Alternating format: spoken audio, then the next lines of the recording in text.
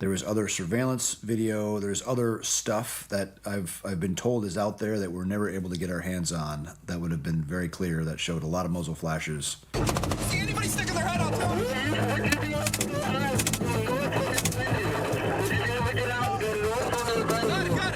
I commend them for having as positive an attitude as they do, and it puts in perspective whatever bullshit I've had to go through. That they literally lost a numbers of years of their life, and they're now doing well at putting it back together. Look at those pardons up there that are framed. When I look at Eddie Gallagher's charges, I feel a lot of resentment towards the American population. These guys are being hung out to dry. Nobody gives a shit. It's not a fraction compared to what those men went through and smeared your name. Good morning, Owasso. This is Chad with Owasso Live, and this is the Morning Loop.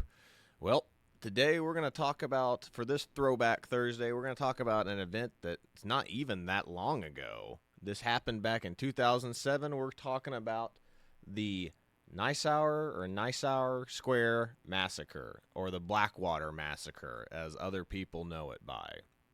Now, there kind of are two Blackwater massacres that you need to be aware of. One is the one where the four guys got ambushed and were killed, and their bodies were hung on the bridge, which we have footage from that too. But then the other one is the one known as the Nisour, whatever, Square Massacre. And that's the one that's from Revan 23. And that was a huge thing that blew up back then, because that's the one that the government tried and convicted these guys and found guilty for killing civilians, for massacring civilians in Iraq, which was so far from the truth, as you're about to see. Like, we're going to go over this in full detail.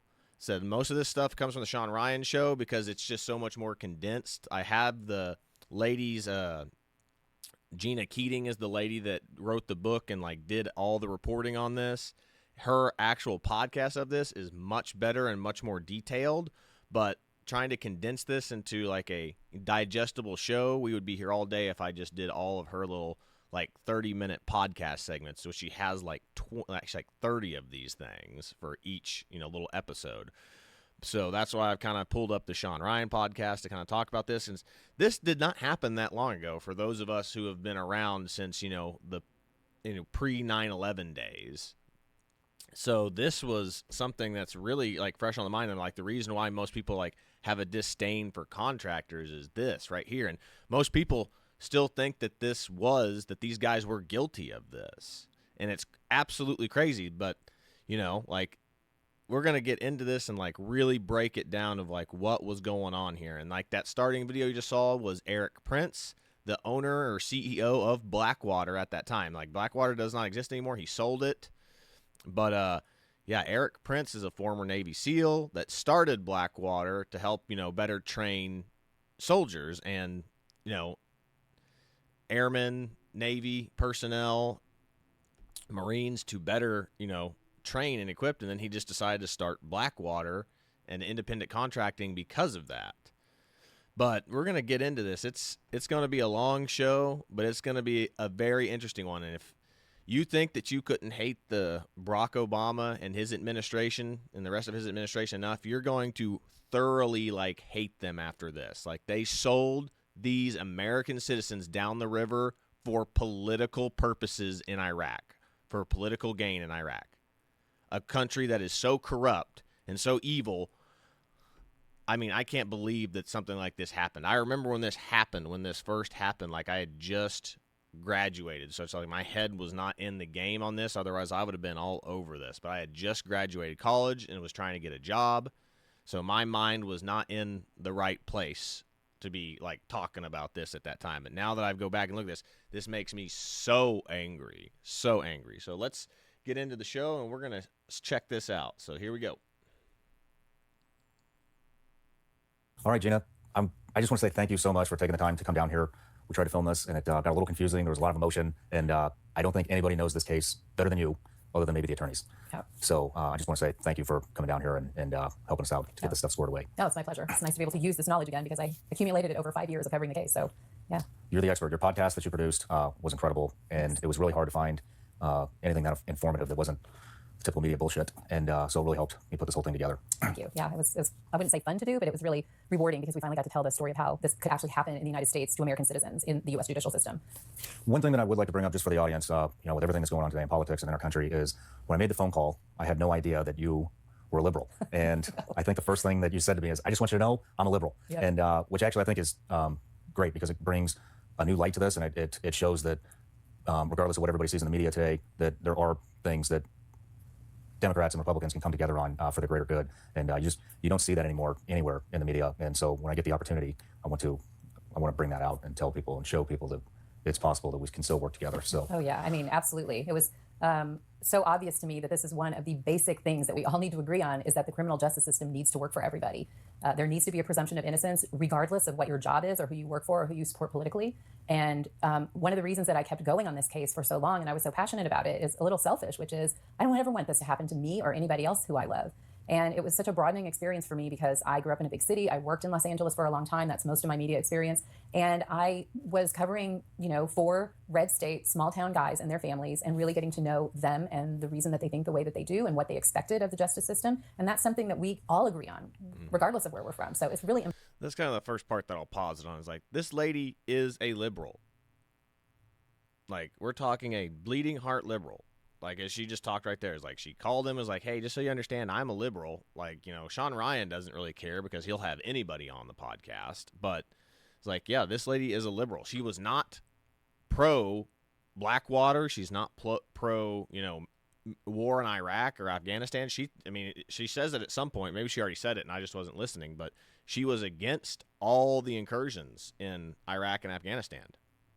So there we go. There's something that, that we don't talk about, is like the lady that was the representative, not the representative, but the lady that was trying to figure out what the actual story that was behind this event is a liberal. So, good Lord. Like, that's the other issue here. This is not a partisan thing. important that we stand up for each other, especially in this kind of thing. It's the most basic thing that we all deserve. You're a major reason on how these guys got pardoned. And you and the team that you put together on the podcast, you got Trump's attention, and congratulations, because it worked. Yeah. But before we kind of dive into the nitty-gritty stuff that happened in court and all the evidence withholding, how did you get involved in this whole thing? Yeah, that's a really kind of funny story, and I'll tell you the whole thing, and you can keep it in or not. But I had this Shih Tzu named Jessica Simpson, who's one of my favorite actresses. I just think she's really cool, and she went outside one day. I mean, she never did this. She got out in the front yard of the house where I was living in Texas with my boyfriend, and she dragged a newspaper in, and she had never done this. And we lived in a really blue-collar neighborhood. Not a lot of people got newspapers. So I was like, this is weird. I wonder who this is. And I just sort of ignored it. And then over the next few weeks, like, she would just every once in a while get out and drag a paper to our door. And so my boyfriend just picked it up, and he would read it. And one of the times that she dragged the paper in, it was the story of the Revan 23 guys getting sentenced in 2015. And he saw Dustin Hurd's name, and he said, I wonder if this is my good friend's kid. But he lives in Maryville, Tennessee. And he said, but I think this is him. And he said, there is no way this kid did this. There is no way that he did this. And he was really upset about it. And, obviously I'm an investigator. Just pause it real quick right there. The odds of that, this lady being a journalist, dating a guy that knows one of the kids from Raven 23, the Blackwater contractors. I mean, that is, if you don't believe in fate or God, that's amazing right there. The fact that this dog of hers never did this, dragged a newspaper in the house, and her boyfriend goes, I know that guy. I know his family. There's no way he did something like this. That is a level of fate that is almost impossible, in my opinion. That is crazy. A reporter, and he said, you got to do something about this. And I said, no way, dude. I'm a business reporter. I don't know anything about foreign policy or the military. I was totally against the Iraq War. I am not touching this. But he kept bugging me about it. And a few months later, when we went to back to his hometown, Olney, Texas, we met Stacey Hurd, Dustin's dad, and my boyfriend pushed me, on him and said, she can help you with this. And I said, all right, give me the case file, because I've actually done a lot of reporting on criminal cases. I won some awards, investigative awards. So just give me the case transcript and I'll look at it. So I got it over Christmas, and I went over it in 2016 for a few months. And I looked at it and I thought, man, there are a lot of irregularities in this case. There's things that I would have questioned, things that should have resulted in a new trial. Prosecutors had hidden some evidence, or refused or failed to turn it over when they should have. There are just some things here that really don't seem right. But I'm not a lawyer, so I wasn't sure. And about the same time, the National Association of Criminal Defense Lawyers wrote an amicus brief supporting these guys and saying that they should never have gone to trial at all, that the case was rife with prosecutorial vindictiveness and misconduct, that the judge had made fatal errors, that there were precedents that were being made in this case that were dangerous for civil liberties. So I then thought, okay, I'm not crazy. There is something really wrong with this case. And that's when I made the decision, okay, I'm going to go and visit these guys in prison. And if they are good guys and I feel comfortable with this, then I'm going to take this and try to get some coverage for it or write something. I didn't know what I was going to do, but that's how I got involved. So you picked it up pretty much right after they went to prison. Right, yeah. So they got sentenced, I think it was October of 2015, and then I heard about it, it was April, I heard about it sometime in that same time frame, like days after they got sentenced, because we saw it in the paper. So it took me about 8 months, I would say, to actually convince myself to do it. Wow. And you pretty much put just about everything on hold and gave damn near 6 years of your career to get these guys.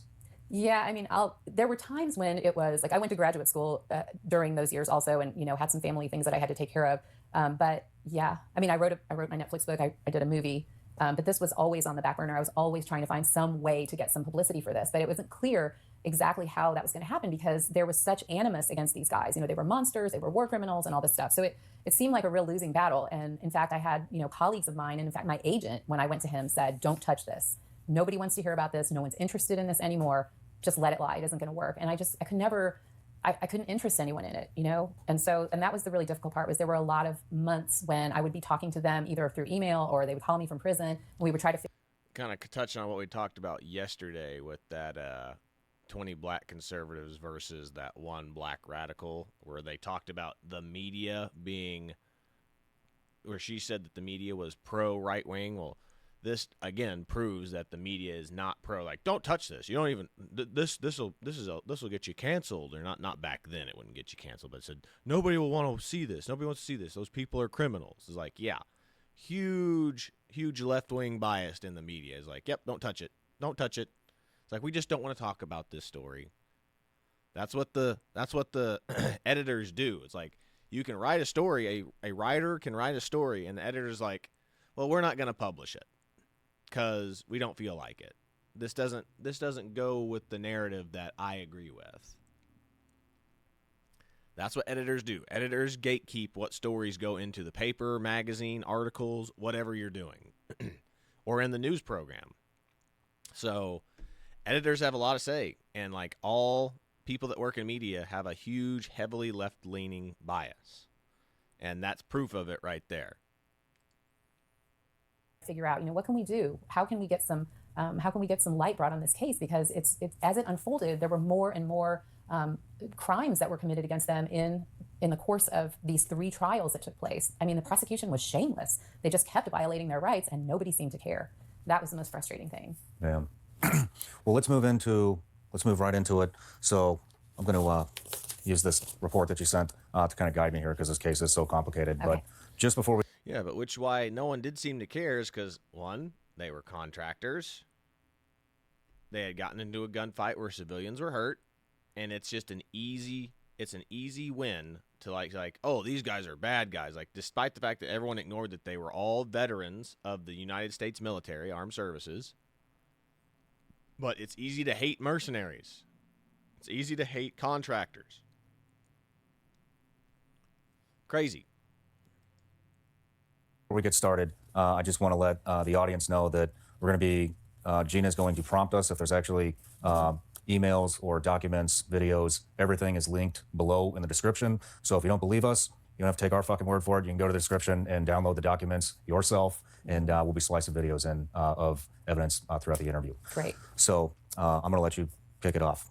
Okay, so just to talk about how the case got started. So the most important thing to remember here is this case dragged on for 13 years. It was brought before the first judge in 2008. That's when the first indictments came out, and it was dismissed by the first judge to hear of it on January 31st of 2009. At that time, the Obama administration was very interested in getting Nouri al-Maliki to be elected as prime minister because they felt that they could work with him. But All right. Two things there. One, this case dragged on for 13 years, and it was dismissed in 2008 originally. The shooting happened in 2007. It was dismissed in 2008, and then they just reopened it back up because they're like, oh, let's just take it to the appeals court and we'll get it overturned. And then it lasted for 13 years. 13 years. So much for a quick and speedy trial. It's insane. Then two, the massacre again happened on September 16th of 2007. The first court trial was in 2008, dismissed in 2009. That's insane. Just thinking about that again. The next one is this Nisour al-Maliki, or whatever his name is, was running for political office for prime minister of Iraq at this time. And Obama administration was friendly with him. They thought we could work with this guy. And this guy was literally like, well, I got to have something to look like I'm a strong leader standing up against the Americans that do bad things to us. So these were the guys. It literally was a fall guy operation for this guy to be elected. That's literally what we're about to find out here. This is absolutely sickening. These guys were literally sold down the river for an Iraqi politician to get elected. The Obama administration did this to these guys, as we're going to learn throughout this. I don't see how anybody could like Barack Obama after this. He sold American citizens down the river for an Iraqi politician. A corrupt Iraqi politician, no doubt. his big Sickening. beef. I'm Mindy, and No. Hate commercials. Hate them. Get rid of this and go. Oh my goodness. Two commercials for the price of one. Ridiculous. The Blackwater guys were pardoned was, I need somebody to blame for all the violence that's going on here. And you just let these guys go, and I need a win. I need to not look soft with the Americans. So you need to bring this case back. It was 2 days after the judge threw the case out, not on a technicality, but because the prosecutors had violated their constitutional rights so thoroughly that the judge said, you can't bring this case, it's dirty. And so Hillary Clinton wrote an email to her second in command at the State Department and said, what do we got to do to bring this case back? And we know that because there were emails leaked from Hillary Clinton's email server that we found. Are we surprised at this point that Hillary Clinton is involved in this in any way whatsoever? Hillary Clinton is the worst, most evil politician ever. I mean, the leaked from her email server proved that this is what this was about. There's so much stuff in there that, this got overlooked out of all the corruption that was going on in her email server. Isn't this insane? Liberals look this stuff over all the time. It's like, oh, they did these bad, corrupt things. Don't need to worry about it. I said, that's true evil. If you would not grant the same grace to somebody that you hate to somebody that you like, that's true evil right there. It's like, oh, they did this illegal thing. Well, if Trump had done it, we're going to send them down the river. Said, but, our politicians did it. Our side did it. Don't worry about it. It's just a silly little mistake. Just a silly little mistake. Nothing to worry about here. Nothing to see here. That show exactly that. So that's one document that you can link to is Hillary Clinton talking to Harold Cohen saying, what do we have to do to bring this back? At the time, the embassy in Baghdad were writing these cables to Washington, D.C. saying, oh my gosh, Iraq is going crazy. Baghdad is going crazy. They're so angry that this case was dropped. We need to do something about this. And the three main things that they were upset about that they were threatening to do was kick all of our troops out of the country. This is in early 2010.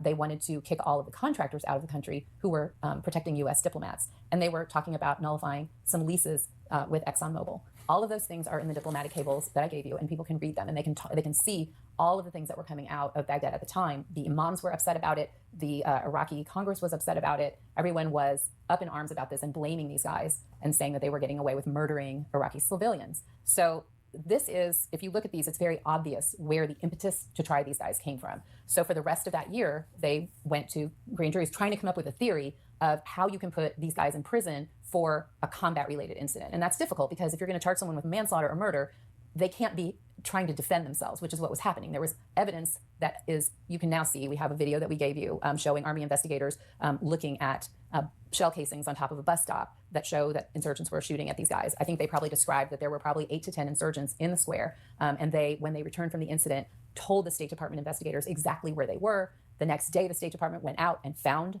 shell casings in the places where they had designated. And the State Department said, this is a clean shoot. There is no problem with this. All right, so here's the video of them finding the shell casings from all the positions that they said that they were being shot from.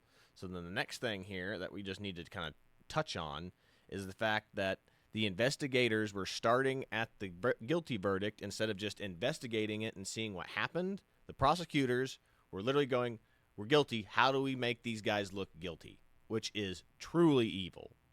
Truly evil. I mean, I get that they're the prosecution and they're prosecuting them, but you're selling Americans down the river to a corrupt Iraqi government that all they care about was killing Americans at this point. This is so sickening. So, yep, look, you can even see the shells. There they are right there. Shell casings from AK-47s.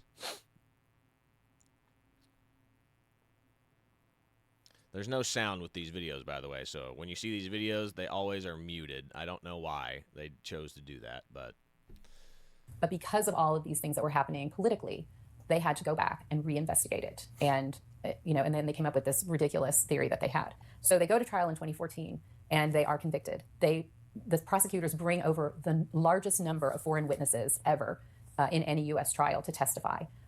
There was a failure of the defense to... Okay. So you heard that right there. The trial finally came around in 2014. Remember, the event happened in 2007, and they were pardoned, or the trial was dismissed in 2008. So they've been building a case against these guys for that long, since 2008 to 2014. That is insane.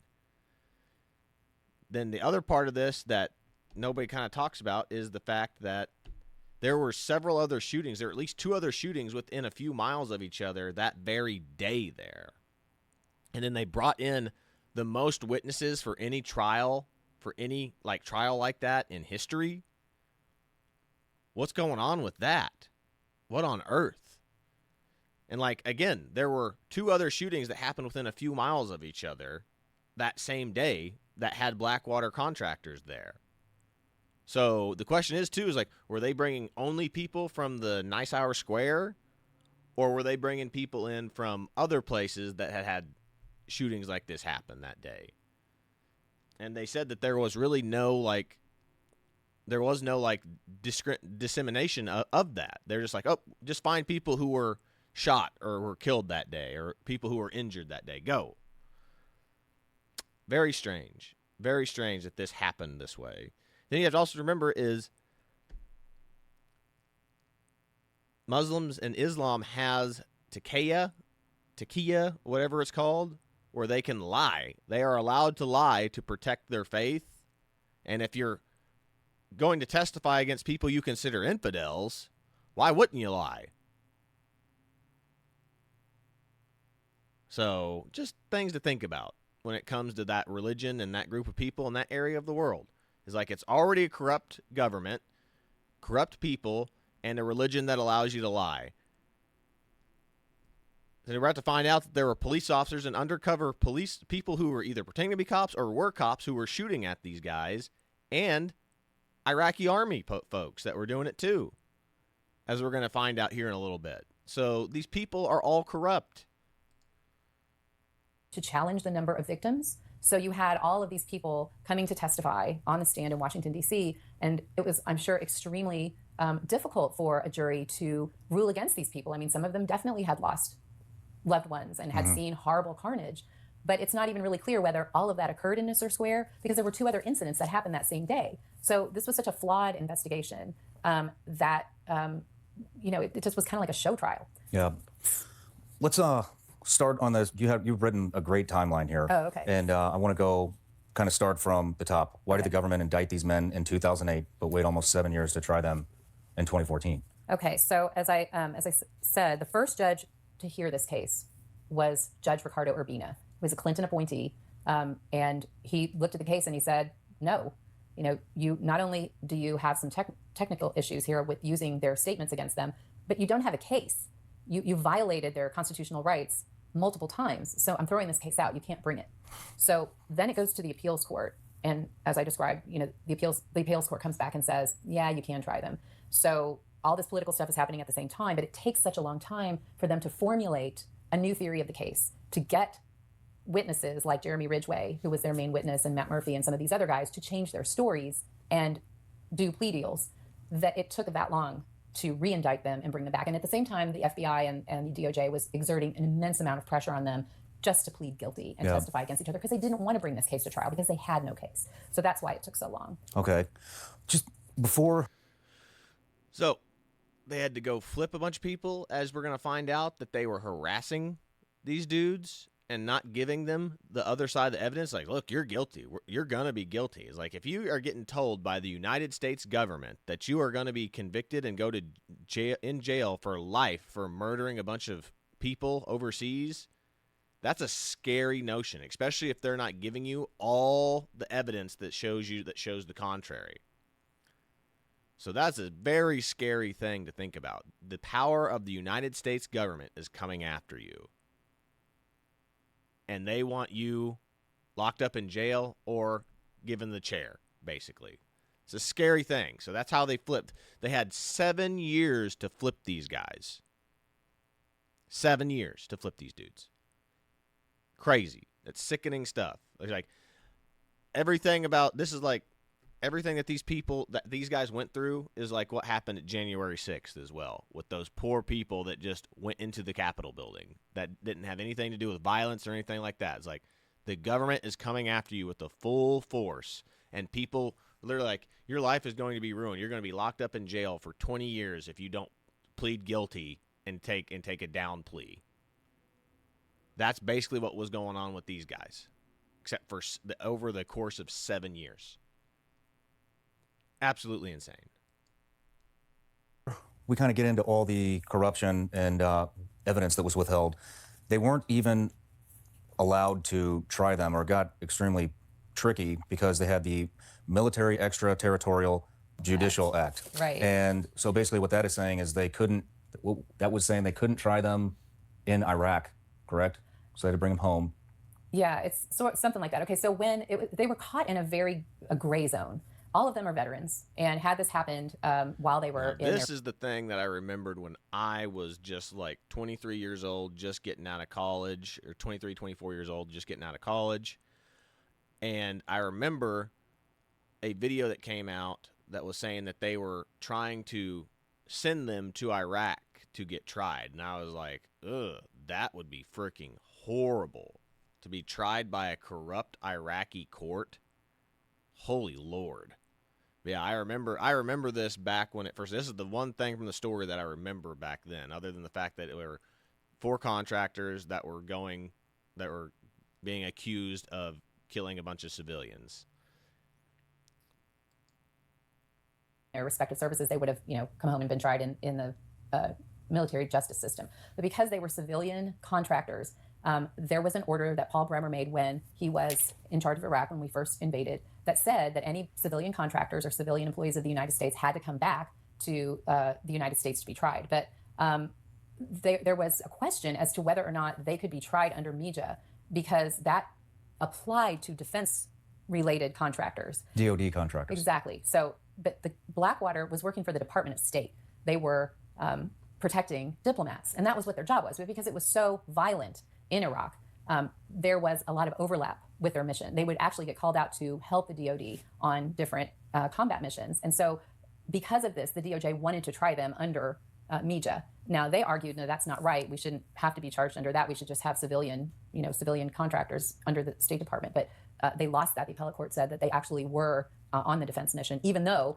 Now, I'm not entirely sure because I've never heard the term media before. I'm pretty sure that's military justice, military court justice. The number 2 guy testified for the defense and said, no, I am number 2 at the Defense Department. They weren't working for us. They're State Department contractors. What's interesting is I think it was talking to Nick offline at dinner the night before I interviewed them, and how they kind of went around that is they saved a Army convoy that got hit, and so they saved active duty service members' lives, and they used that against them so that they could try them under media. Right. So no good deed goes unpunished. I mean, they did that a lot. There were several leading up to the Nisour Square incident. They were called out a lot to support the Army. So that it just makes it even more galling that they're out there doing an active duty combat mission, not just protecting diplomats, and they get hammered for that. It's so hypocritical. It's really hard to believe. So hear that. They got tried like that way because they went to go assist military or Army personnel that were under attack, that were being ambushed. That's how they could be tried this way. That's insane. Absolutely insane. They go to do good things. The Blackwater guys go out to go do things and assist their, brethren, like people. These are, remember, pretty much all Blackwater contractors are all veterans. Not all of them, but most of them are all veterans. So they're going out to help people, their brothers and sisters in arms, basically, and they're getting punished for it now. Sickening stuff. This is why, I don't see how anybody can like the Obama administration after hearing about this. But that's the thing. Nobody knows about this, but really, niche group of people on the right. Like I said, left-wing people besides this lady don't pay attention to this stuff because they don't care. They just know that Blackwater bad. Blackwater bad. The NPC people are like, Blackwater bad. Contractors bad. So kind of moving on, about the next kind of block we have here is why did this take so damn long, which we kind of covered. But No, it was 3. Don't forget, it was 3 trials. So we had the 2014 trial. All of them were convicted. And then they went to the appellate court, and the appellate court said, okay, Nick Slatton should be tried separately. And so he gets a new trial. And these other guys need to be resentenced because this gun charge that you convicted them on does not apply to them. So that dragged on because the judge was waiting for Nick to be retried. They retried him one time, and the jury found hung, and they didn't get a conviction. And then they went back again and convicted him 3 months later. Then the guys were able to appeal. Or were resentenced. So it was horrible. It was so bad of the government to do this. 13 years on those families, 13 years on those guys. It was absolutely a waste of resources. Nick took a polygraph. Yes. And so before, not just any polygraph, according to Nick, the top polygrapher from FBI had recently retired and was now, had kind of started his own private business. So they hired him to give Nick the polygraph. And it sounded like the gentleman that gave him the polygraph had convinced himself that Nick was guilty, and it kind of verbalized to Nick, I'm going to find out that you're lying. And so Nick takes polygraph, passes the polygraph, and the guy apologized to him, saying, you didn't do this. Oh, yeah. I mean, that polygraph was kind of like the last desperate act because there was no evidence that Nick did what he was accused of. And in fact, the government decided not to include him in the early stages of the case because they didn't have any evidence that he did anything wrong. So after the case was dropped, they decided, we kind of want to put him back in. But they had let the statute of limitations on manslaughter charges expire against him. So they couldn't file really any charges against him except murder because that doesn't have a statute of limitations. So they put him back in the case with this ridiculous theory that somehow out of the porthole of one of the vehicles that he was able to shoot someone that wasn't even in the range of his rifle, and that he shot this white driver of the white Kia, even though Paul Slough and every other team member on Raven 23 said Paul Slough did it. Paul Slough made 4 sworn statements. I'm the one who shot the Kia driver. Everybody said Paul Slough shot the Kia driver. The FBI told the father of the Kia driver that Paul Slough shot his son. In fact, the FBI tried to bring the father back to the United States to testify against Nick in his second and third trial. And the guy said, no, we have that email too. He told the FBI, I will not come back and testify against Nick Slatton. You told me for 7 years that it was Paul Slough that shot my son. So, interesting little point right there is that the government threw this guy back in, which if you know anything about military, especially within a vehicle, you have sectors of fire. Each person, in a vehicle, has a sector of fire. So there's somebody sitting on the right side of the car, somebody sitting on the left side of the car, somebody in the back. I said in their vehicles anyway. Military vehicles, of course, have, the guns on top of the vehicle. Some of the Blackwater vehicles apparently had that too, but like I said, that's what there is. There's someone covering the front, someone covering each side, and someone covering the rear in those Blackwater vehicles. At least those SUVs that they have. So again, if he's on the right side of the car and all the shooting was coming from the left, he's covering his sector. You don't turn to cover another sector. You're always pulling security on your side. So that's the issue here. So he had no ability to shoot these people, no way of shooting these people without, going over somebody else. So again, here are these people be like, we're going to put him in there anyway. We're going to say that he did it anyway. That's how bad the prosecution was. The prosecution is evil. They were literally told, I guarantee you they were told by the administration, doesn't matter what you do, get a conviction out of these guys. That is what happened here. I'll speculate that that's what happened here. But it sounds like the Obama administration was like, get these guys no matter what. And when we find out about the judge, you're going to find out the judge was corrupt too, pretty much. And I'm going to tell you just right now, it's like Obama administration pretty much told the prosecutor and the judge, doesn't matter what happens, convict these guys, because we need the Iraq people to make it look like, oh yeah, we're on your side. We'll sell these dudes down the river to you. That is the most evil thing you can do, is to sell American citizens down the river for an Iraqi politician. I can't hammer this home enough how evil this is. Won't come and participate in this lie.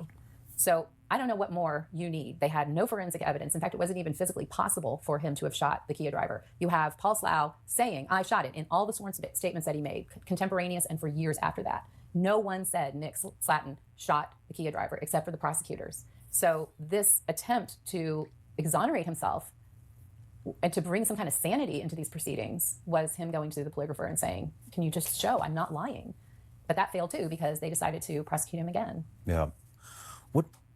So how did they just, because this gets so frustrating because of, how did they just completely dismiss the fact that Paul was the one that shot the white Kia, and now they're bringing it onto Nick, and they used their statements that they made at the end, which was apparently also illegal, to use those. So what happened? They had Ridgway, who flipped his entire story, who said all along that they had taken contact, they were receiving fire, and that it was self-defense. Yeah. Then Ridgway changes the story. How did they shot first? How did they switch? How did this happen? I mean, this is the most difficult thing to understand, because it's not like nobody knew about this case. The national and international media were covering this case.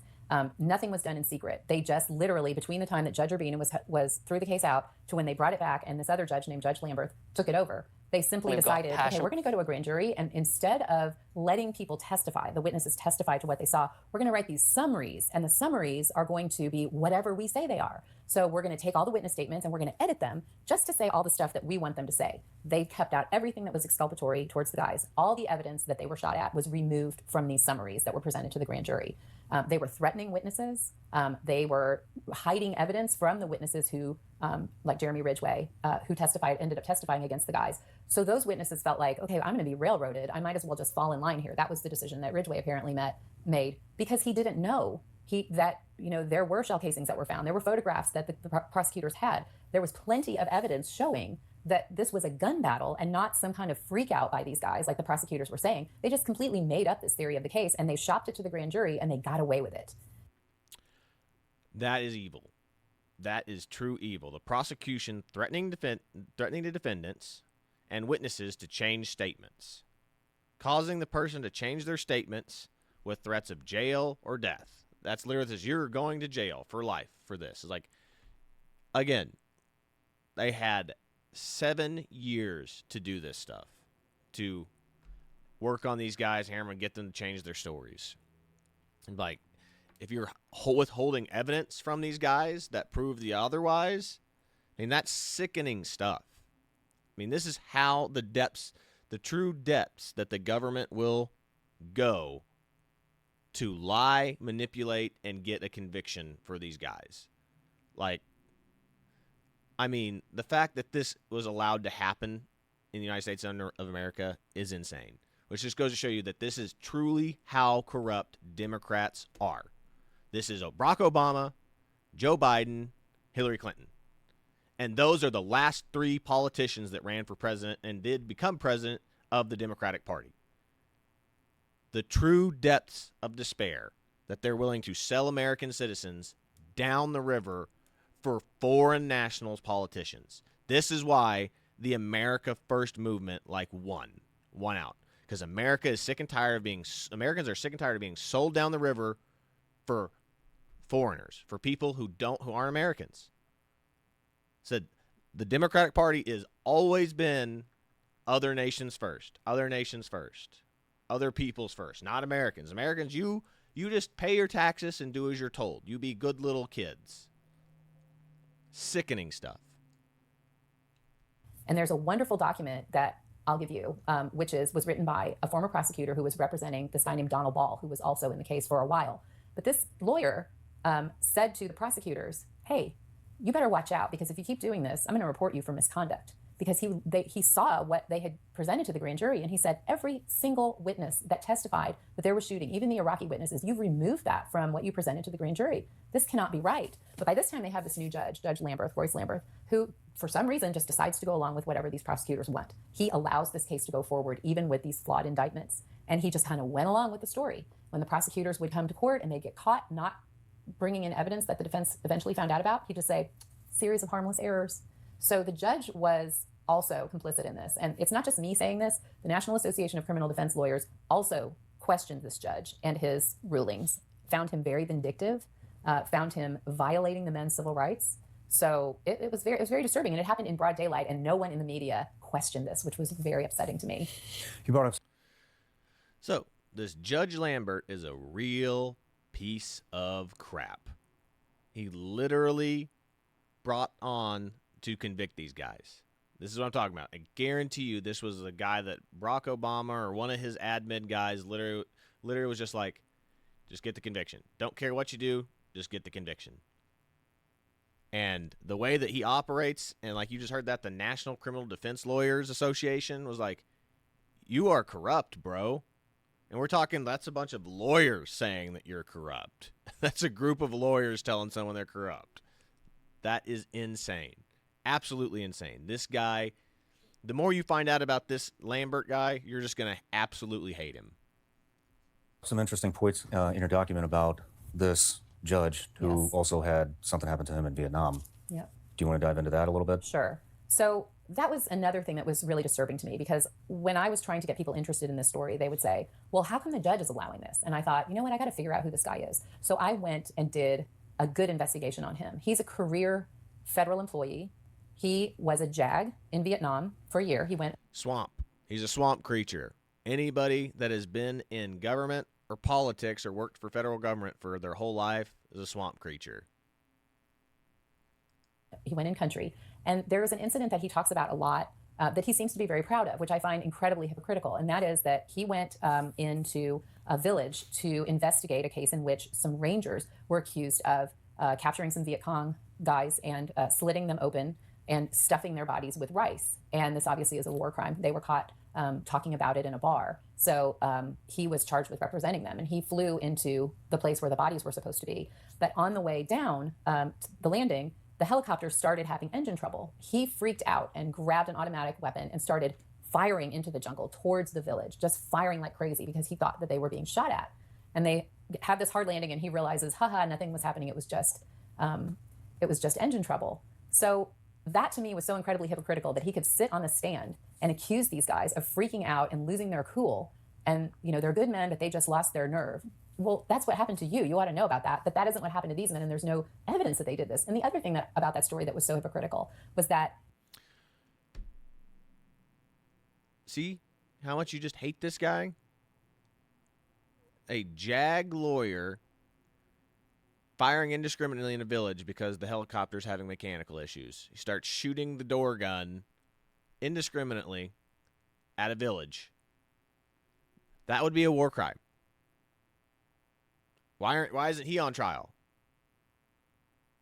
He's accusing those guys of doing exactly that. She put it so perfectly. Whereas these guys were taking fire. Remember, their vehicles had bullet holes in them.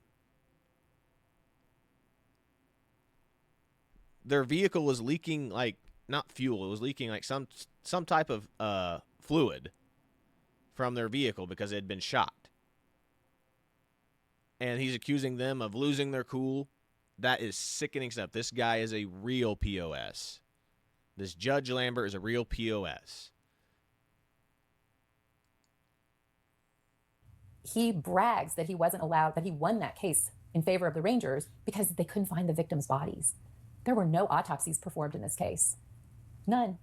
And so here you have this major case with not one single autopsy performed. Wow.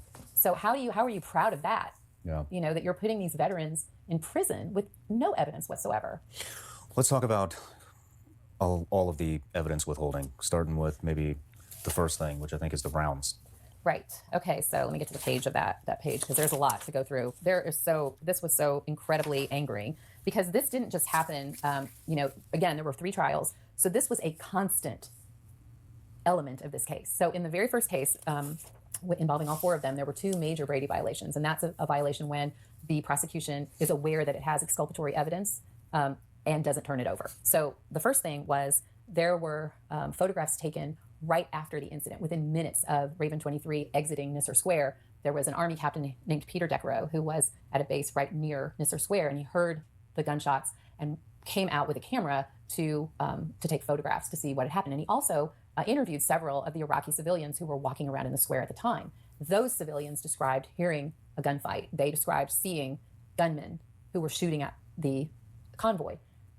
Here are the shell casings. So Decarow took pictures of these shell casings, handed over the notes that he took of his interviews with these Iraqi civilians, handed over the film to the Army investigators, and they were lost. They were lost until halfway through the first trial when the prosecutors magically found them. And the witness statements were lost forever. Do you have those pictures by chance? Yes, I do. Well, we'll put them on screen here real quick. Okay. And we also have, at the time... Always fascinating that the prosecution this evidence just disappeared. It's just gone. Who would have guessed? It's just gone. How convenient. How very convenient for them, for the prosecution, that this evidence that could literally get these guys off of these charges just disappears. Sickening stuff. Army investigators went to the square and took video of this. So we also have video of that investigation where you can see the AK-47 shells.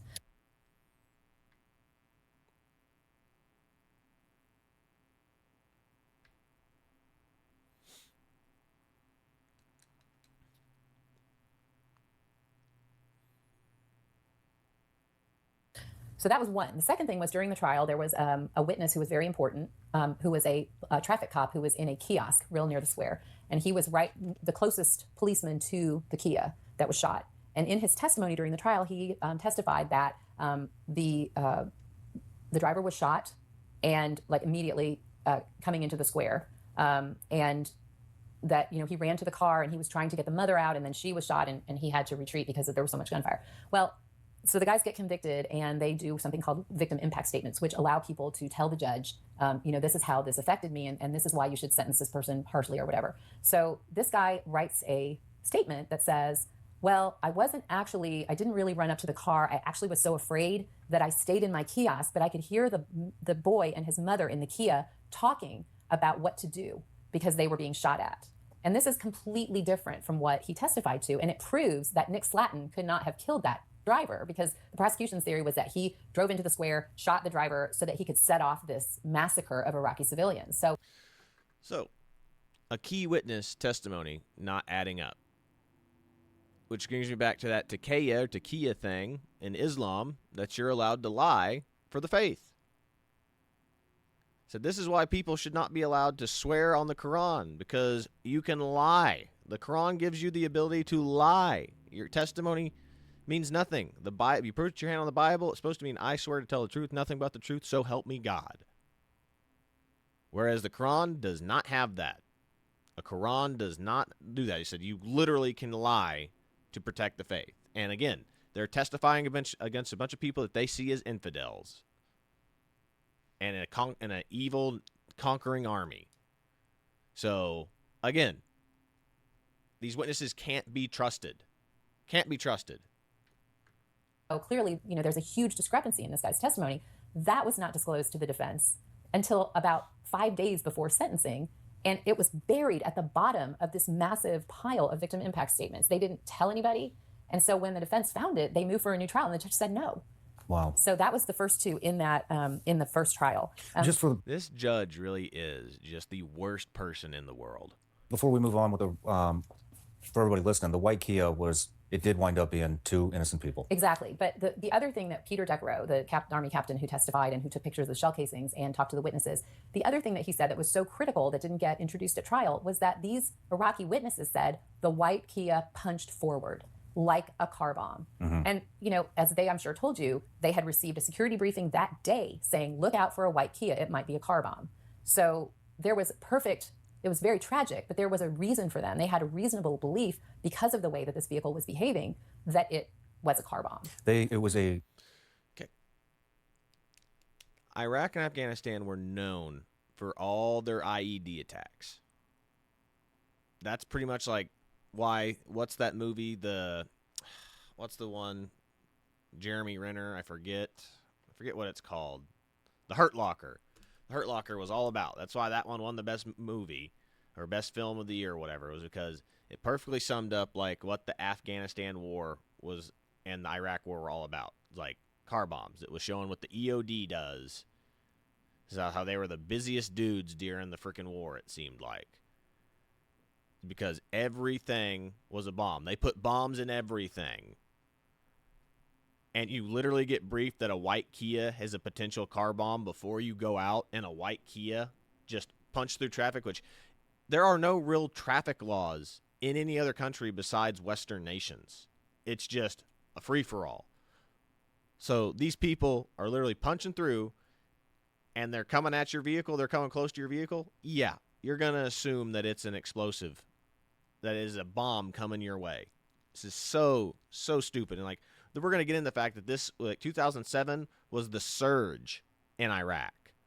Where this was the hottest year, the most car bombs and the most violence in Iraq that year.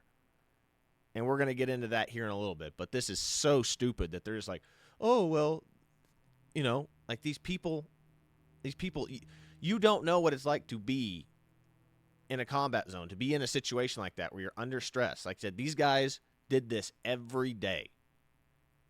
They went out every day doing stuff like this. And you're under threat. Like I said, people are wanting to kill you. You're out on the street and people are wanting to kill you. You could be shot from any direction at any time. And you're you don't think that there's a level of stress that doesn't come from that, from worrying about that? It's absolutely insane.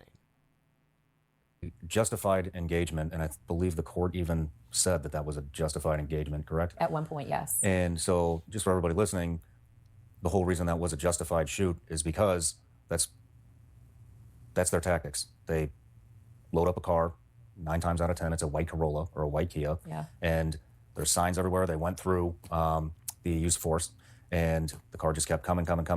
If it doesn't stop and you're going through use of force, then you have to protect yourself because it may be a car bomb. And there was a VBID. Was it a VBID or a Yes. regular ID that just went off? Yeah, 20 minutes earlier. 20 minutes before they came out. Yeah, so it was perfectly reasonable for them to believe. And again, car bomb just happened 20 minutes earlier, too. Car bomb happened 20 minutes earlier to that, prior to that shooting. Okay, do you think that there's a reasonable thought that could have been a car bomb? I would say so. That this was an attack on them. And like I said, Iraqi witnesses interviewed by Peter Deckero also believe that it was a car bomb. So, the thing is, the standard for self-defense was met. Yeah. And they should never have been tried. They shouldn't have. Anyway, so. And as we talked earlier, these guys only come out, they only leave the green zone if there's an engagement and somebody needs backup, somebody needs them to come get them out of a gunfight. And so they're not just rolling around town looking around for stuff. Right, exactly. Yeah. Okay. Raven 23 was a QRF force for the Blackwater contractors. They weren't the guys that escorted the ambassadors around. They were the quick reaction force if those guys needed backup. That's what they were, to my understanding. So They only go if somebody's already engaged, pretty much. So, like, if someone called for help, they're going. So they're not the people to first take contact. They're the guys that go to assist the guys in contact. So, weird stuff.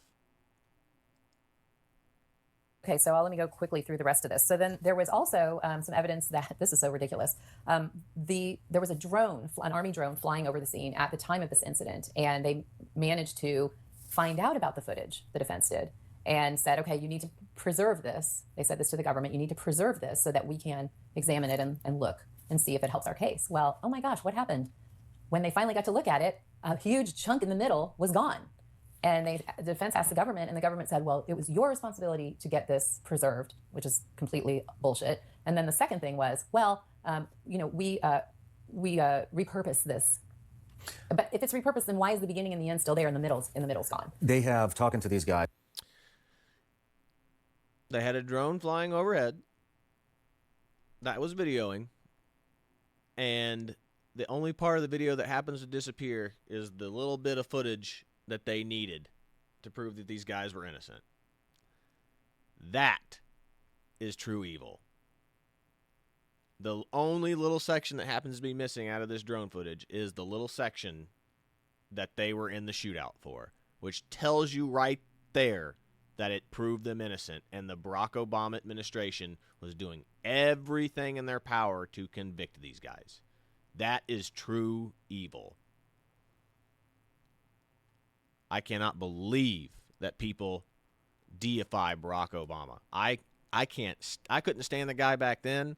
I definitely can't stand him now. He is true evil. The man is true evil. Him, Joe Biden, Hillary Clinton, true evil. Guys, they had this drone footage actually had them rolling out to Nisour Square.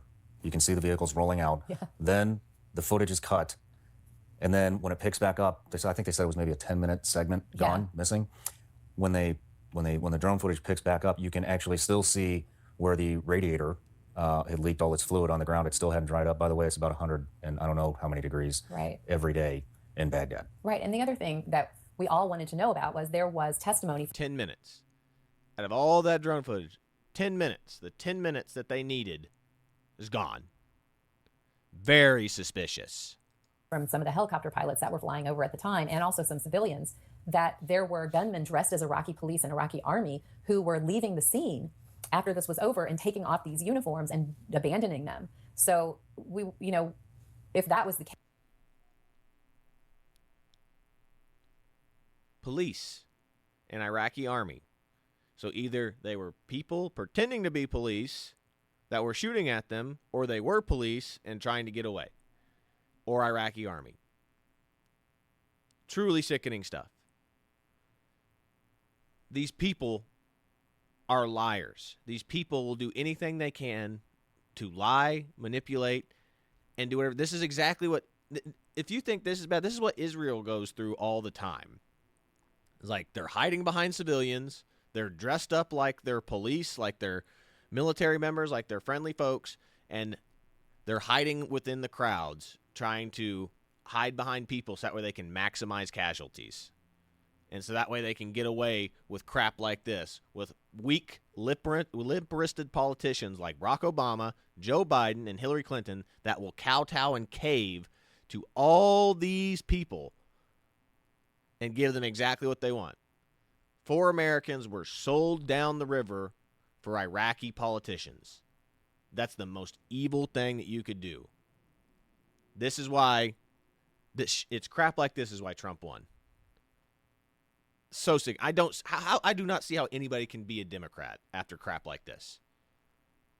I do not see it. I mean, if you find something out like this, you find out that you've been betrayed this badly by your politicians, how can you still vote for these people?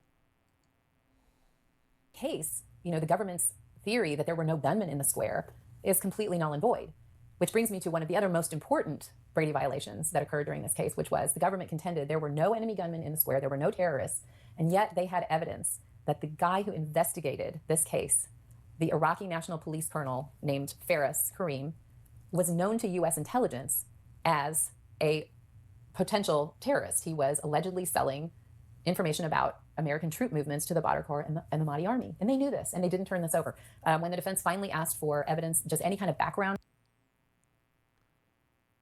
An Iraqi colonel that was the lead investigator was a suspected terrorist and accused of selling information of troop movements to the enemy. That's who was leading the investigation against these guys. Don't think that there's a little bias in there. And the government was just like, yeah, we'll take his word for it. The prosecution's like, he's a good guy, solid guy. We'll take his word for it. He's going to be doing good work out there. You've got to be freaking kidding me. This is how stupid and evil these people are. I mean, this makes me like physically like sick to my stomach hearing stuff like this. I mean, I'm getting like, I've already watched all this and done all the research, and it just makes me angry every single time. I do not see how anybody just doesn't start losing their freaking mind over crap like this. That the government had on witnesses, policemen, army people who were in the square that day, they came up with 2 people that had intelligence files on them. One was the guy who headed the investigation, and they couldn't figure out who the other one was. So that nullifies the government's theory that there were no terrorists in the square that day. And they didn't get that evidence until 2018. Is this the same guy that they flew into the U.S. And then didn't call him to testify? Yeah. And then somebody had leaked to the prosecution that he had he had ties to 2 different terrorist organizations. So they quietly flew him back in the middle of the night before court the next day. Right. I heard that theory. I was never able to confirm it. I had no cooperation from the Department of Justice at all. I filed multiple Freedom of Information Act requests about this case. She could not confirm it, but that would not, the way that this case has been handled, I would not be surprised if that happened. I would love to hear if that gets confirmed. If anybody knows about that, leave it in the comments below. But holy Lord, that is true evil of the prosecution and of the Barack Obama administration doing this to these guys. That is how stupid these people are, looking for anything that they could get to sell these guys down the river. Never got one single document. I went to Washington, D.C. during this sentencing and tried to talk to one of the prosecutors, the lead prosecutor there. He ran from me like Little Red Riding Hood from the wolf. So it's been very difficult, especially talking to them about who. Okay. You're supposed to give out all this information. All this information is supposed to be free and available and openly to the public. And this prosecutor's running away from a journalist, which goes to show you that they're hiding something, because lawyers love being in front of the cameras. That gets them their publicity. Lawyers, this is going to make me famous. I'm going to be all over the news, and everyone's going to want me to be their lawyer. That's the ultimate networking tool for lawyers, is being interviewed by journalists, being interviewed on television, whatever. So them running from a politician, I mean, not from a politician, from a reporter, tells you something. Who these Iraqi witnesses were. I know that none of them had any kind of background checks before they came into the United States. And nothing was shared about these people to anyone until Nick Slatton's second trial. So so we don't know a lot about what was going on, but it seems pretty clear from the summaries that were filed by the government that this guy who was prosecuting American soldiers was a terrorist. Wow. Is that unbelievable? That is infuriating, to say the least. And they don't even know who the second guy is because the judge wouldn't unseal the report. These are 13-year-old reports. Why can't we see them? That's what I want to know. Yeah. That's a damn. Because the government's covering something up. This is something that Trump should try to unseal right now, so we can see exactly what the Obama administration was doing against these guys. This is pure corruption. Good question. Yeah. Maybe we'll get to see him someday, but maybe. I Okay, doubt it. So that's one. Let's see, where were we? Those were all the biggies, but there were more. I mean, there were so many more things that they did. Oh, let's talk about the DART mission. Okay. That's a good one. Okay, so one of the main things that the government had to do to keep Nick Slatton in the case and prove their theory that he was like an Iraqi serial killer who, had this tactic where he would go into these engagements and purposely shoot somebody innocent so that he could, convince the rest of the people around him to just set off a massacre. That was their theory, was that he hated Iraqis so much that he had these different engagements where, he wouldn't really see a threat, but he would try to get everybody to go along with him to kill as many Iraqis as possible. So the only way that they could prove that he had intent to commit murder, which you've got to have, and premeditation, those are the two main elements that separate manslaughter from murder. And so how do you prove that when he goes into a combat situation, he's never seen the victim before, and he doesn't know anything about the situation? So this is how they do it. They decide that they're going to prove that he's done this before. So a few days or weeks before the Nisour Square incident, Blackwater gets called to help rescue a downed helicopter. Okay, it's a few miles outside of Baghdad, and the army is already there by the time Blackwater gets there. Nick is a sniper, and he sees a guy in an apartment building who has a scope and a rifle, and he shoots the guy and takes him out. At the time, the army says, this is a clean shot. It happens probably 20 or 30 minutes after a lot of other ordnance is shot into this building during this engagement by the army. And that's really what happens. It's completely unremarkable because it happened every day. But the prosecution seizes on this, and because the defense has no record of this incident, they completely reconstruct it to be, guess what? Blackwater rolls up, and Nick Slatton says to his buddies, Jeremy Ridgway and Matt Murphy, hey guys, I'm going to just shoot somebody. You just follow my lead. And he gives them a wink and a nod, and that's what the prosecutors say. Who told the prosecution that? Was it one of the guys? No, I mean, this is the thing that's so crazy. They had a PowerPoint from the State Department, which investigated this. They had Matt Murphy and Jeremy Ridgway's original testimony from this, which described the incident the way that I described it at first. And then they had an Apache helicopter log telling them what the timeline of this all was.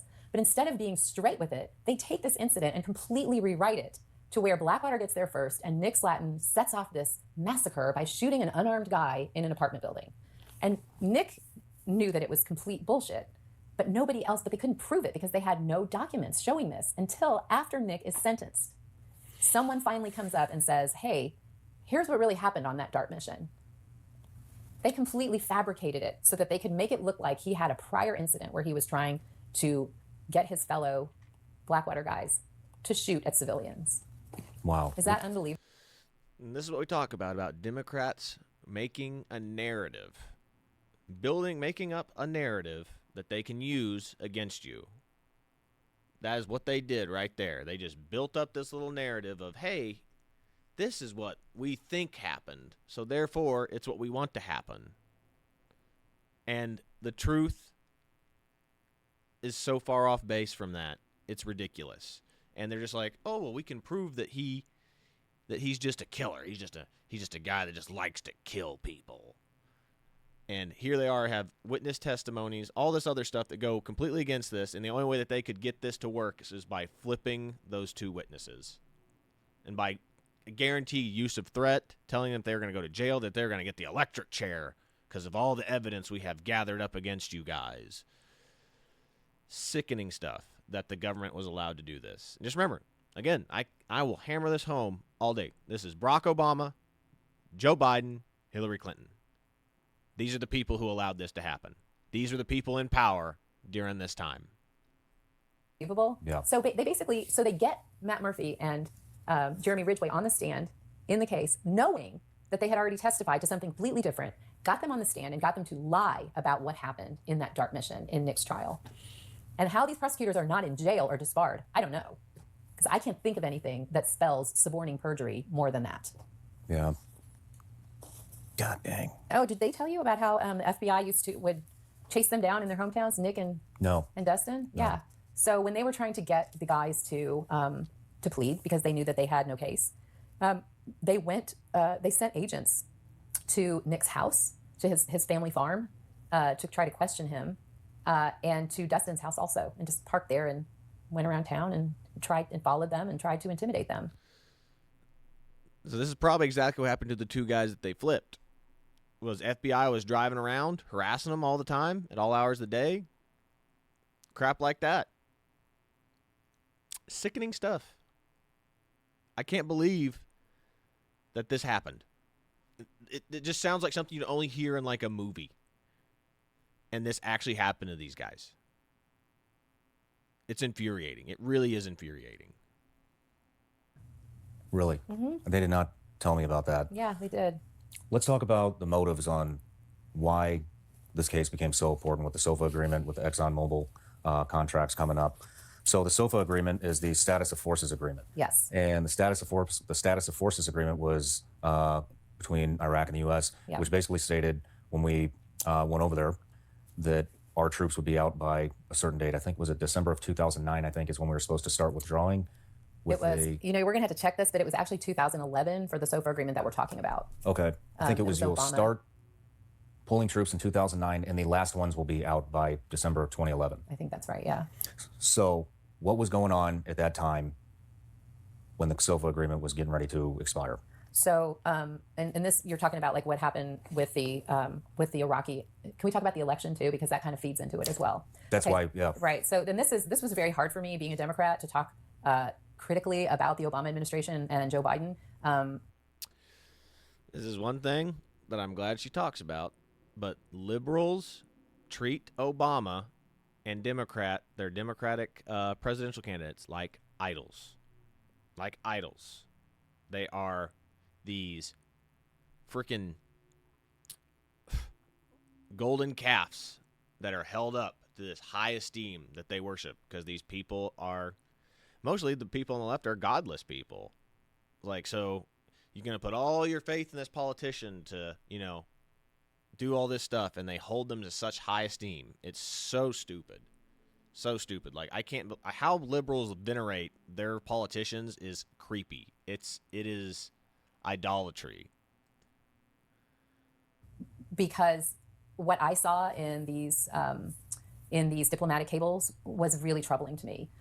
So at the time, if everybody remembers, Hillary Clinton and Barack Obama ran in 2008 on getting out of Iraq, and they were about as anti-contractor as you could possibly imagine. I mean, they were like fighting each other for which one hated contractors more, which to me was extremely disingenuous. Later, when I found out that by the time Obama got out of office, there were 3 contractors to every soldier in Afghanistan and 2 contractors to every soldier in Iraq.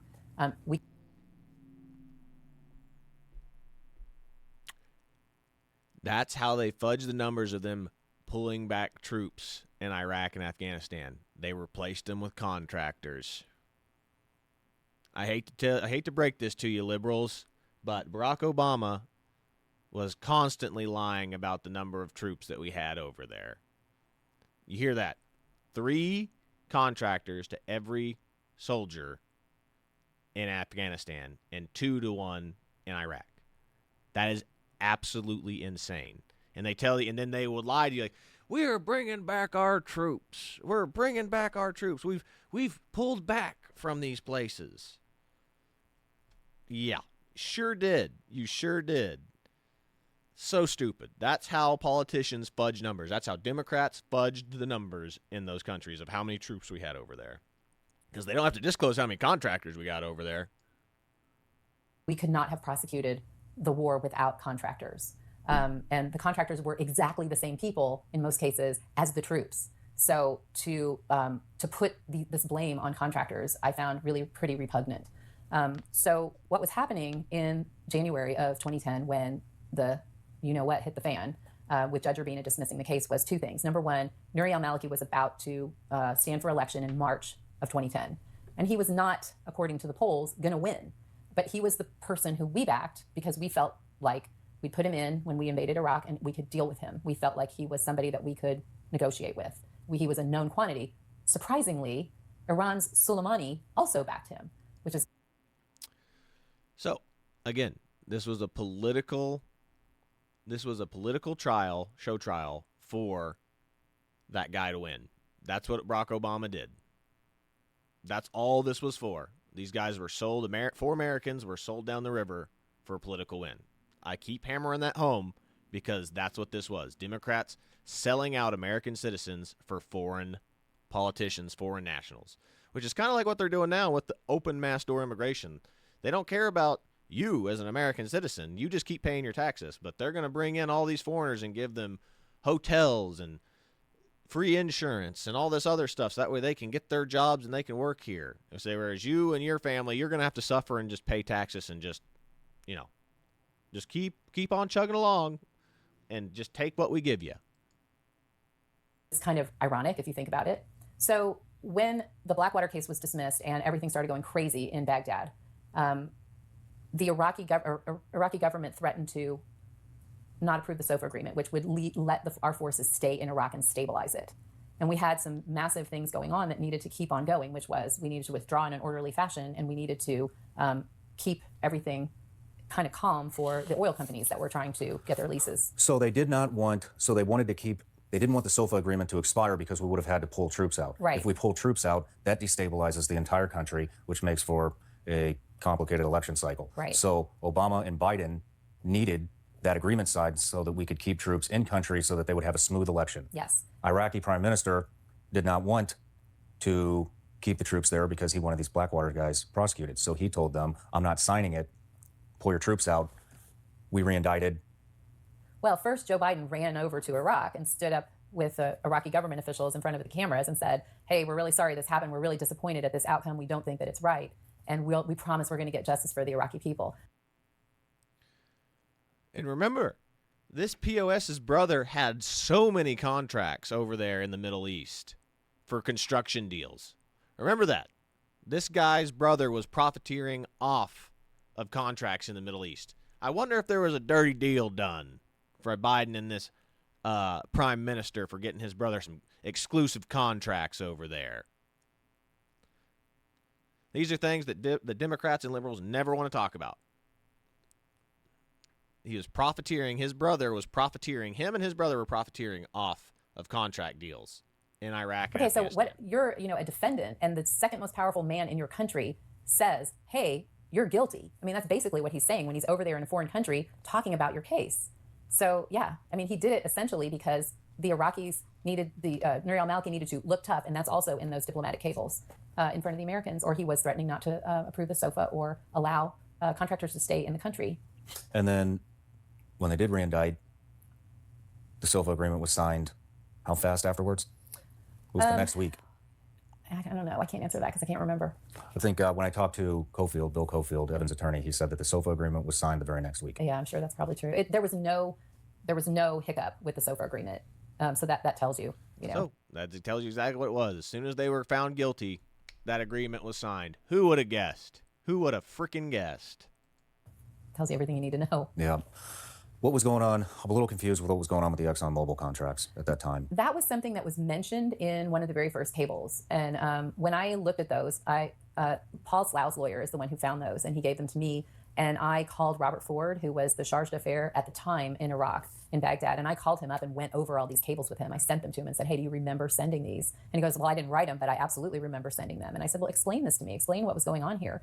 And he kind of glossed over that part of it, but he said, what happened here was not their fault. They did exactly what we told them to do. Everything that they did in Nisour Square was in their contract. They followed the contract. So I can't really speak anymore to the ExxonMobil part, but the fact that he included it as the third paragraph of all the fallout of the dismissal of that case says a lot. Yeah. And remember, who's in charge of this deal at this time? This is Barack Obama, Joe Biden, Hillary Clinton. For people who are like, oh, we're so anti, oil and all this stuff, they sure as crap were like trying to protect those ExxonMobil deals over there. Very suspicious. Very suspicious. Interesting. Were there any other political reasons on why they wanted these guys down in prison? The other thing that was difficult for them was Eric Prince was not popular during the Obama White House years. He's Christian, conservative, rich. They just, they didn't like him. They didn't like that he was making a lot of money on the war, but it wasn't his fault. Reinstitute the draft if you're so upset about contractors, but nobody had the political courage to do that. So it was really convenient to get mad at Eric Prince for being successful at something, which was training veterans and equipping them properly, as we should have done when we sent people over to Iraq. So everything. I'd say training, because the guys usually had their own weapons and equipment and stuff that they'd have to buy themselves. But he definitely trained them probably a lot better than some of the training that a bunch of the other guys get. But remember, he's a former Navy SEAL, so he knew what type of training that they needed to best equip these guys for. So we're going to go quick over to Eric Prince real quick and get his take on the downfall of Blackwater, basically. Promise to solemnly swear that the testimony... Amid fresh reports of reckless behavior by... Wrong one. The incidents that got major press and probably what led to the government vilifying you. And I'd like to start with March 31st, Fallujah. Okay. So that was March 31st, 2004. So that's about 8-9 months after the U.S. originally invades Iraq. And I'd actually been to that area just 3 weeks before it happened. And we had 4 guys that were just escorting some trucks to go move some food equipment. That's all it was. It was nothing more elaborate or exotic than that. And they had met with the supposed to be the reliable, trusted Iraqis to give them guidance about where to go. And, remember the areas of Fallujah and Ramadi had heavy fighting after that because they'd never really been pacified. They'd never really been cleaned out, right? The maneuver warfare, lightning approach of the U.S. invasion in 2003 bypassed many of those spots of hot resistance. And Fallujah and Ramadi were where a lot of, it was effectively an Iraqi Republican Guard retirement area, right? So there was a real hotbed of people that were not happy. And the guys were basically led into an ambush, and they were shot up immediately, and their bodies desecrated. The terrible scenes of them being dragged through the streets and hung from the bridge. It was all done for the propaganda effect to try to terrorize the U.S. Presence in the country. And I'll never forget it. Like I said, I'd been there. I knew some of those guys. Like, I'd been with Zobko every day for 10 days prior to that happening. And I actually went, and because I knew him, I immediately flew to do the notification for his family. I'm going to pull up this video and see what this event actually was. So check this out. Fallujah, a tale of heroism, betrayal, and controversy unfolded. Blackwater, a private military company, played a pivotal role in the Iraq War, often straying into the limelight for the wrong reasons.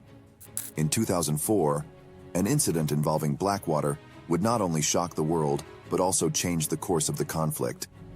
Amidst the echoing gunshots and roaring engines, 4 contractors embarked on what seemed like a routine mission. But what happened next? Join us as we delve deep into the heart of Fallujah, unearthing a story that many have heard of, but few truly know. And remember, every story has layers waiting to be unveiled. The shadows of the 9/11's attack stretched far and wide.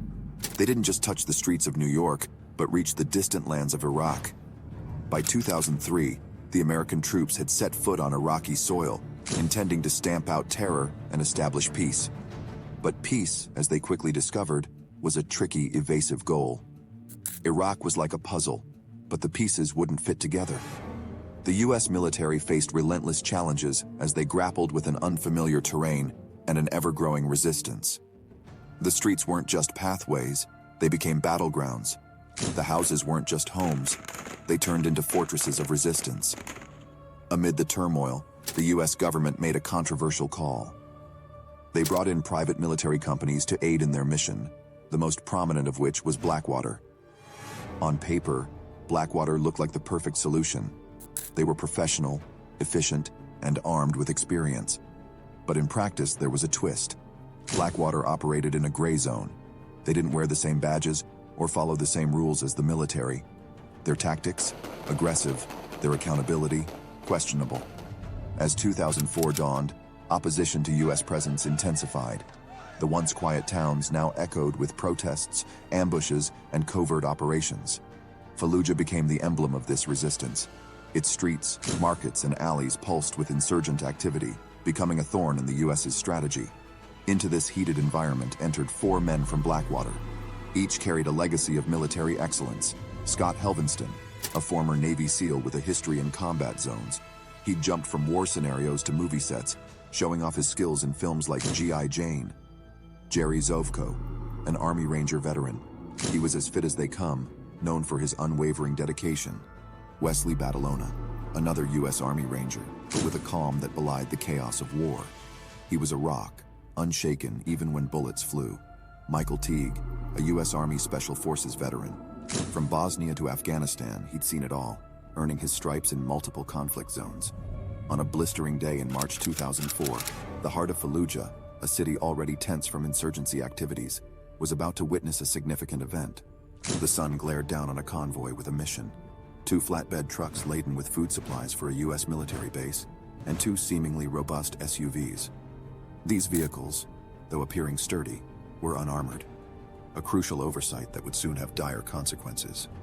Inside these SUVs sat 4 Blackwater contractors. As the convoy moved steadily, The buildings of Fallujah stood tall on either side, silent witnesses to the brewing storm. The vehicle's engines rumbled, blending with the distant sounds of a city bustling with life, a facade for the underlying tension that permeated the air. Suddenly, chaos erupted. Insurgents, armed to the teeth with rifles, rocket-propelled grenades, and a burning desire to strike at these foreign contractors, ambushed the convoy. Roadblocks and barricades seemed to sprout from nowhere, boxing the convoy in. Imagine being able to build an Golly, commercials. Gunfire echoed through the streets, creating a chilling symphony of war. The rear SUV, carrying Helvenston and Teague, bore the brunt of the initial assault. Bullets peppered the vehicle, spiraling through doors and shattering windows. Inside, the scenario was grim. Before they could even react, both Helvenston and Teague were shot, their experiences and training rendered futile in mere seconds. Badalona and Zovko, 2 truck lengths ahead, caught the ear-splitting sounds of the ambush. Instinct and training kicked in. Badalona slammed the accelerator, aiming to break free from this deadly trap. But every turn they took was met with more barricades, more gunfire. Making a swift decision, he attempted a U-turn, desperately trying to find an escape route. But even as they maneuvered, the sheer volume of gunfire was overwhelming. 2 bullets tore through the driver's seat, fatally wounding Badalona. Zovko, too, was hit, rendering the front SUV incapacitated. The 4 contractors, despite their unmatched expertise, found themselves overwhelmed in an arena where every turn became a death trap. They were hopelessly outnumbered, outgunned, and boxed in. The scene was nothing short of a war nightmare. Within minutes of the ambush starting, the dust began to settle. The gunfire subsided, replaced by a haunting silence.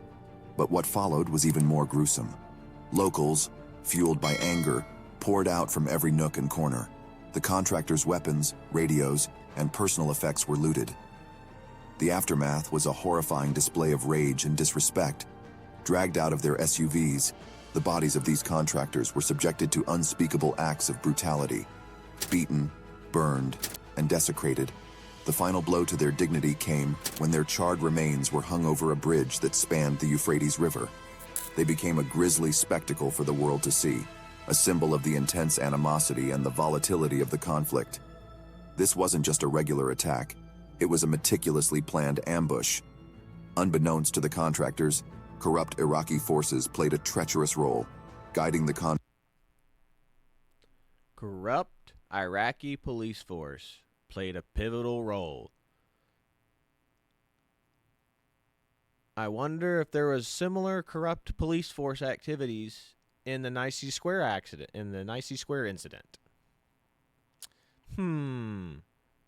convoy straight and this is what you're worrying about every day as a contractor and as a soldier, or as any type of military personnel out there. Something like this happening to you. The nightmare fuel. To this deadly trap. In the aftermath of the brutal ambush, the world watched, and the atmosphere in Iraq shifted drastically. Fallujah had already been a hotbed of insurgency, but this event fanned those flames into an inferno. The United States response was swift and massive. Only days after the ambush, the city became the epicenter of what would be known as the First Battle of Fallujah. It wasn't just a battle, it was a statement. Thousands of U.S. troops marched into the city, determined to root out the perpetrators. Tanks roared through its narrow streets, jets roared overhead, and every corner witnessed the echo of gunshots. The intensity was palpable, with each side refusing to back down. Amid the smoke and dust, the U.S. employed heavy artillery and airstrikes, turning parts of the city to rubble. But it wasn't just about combat.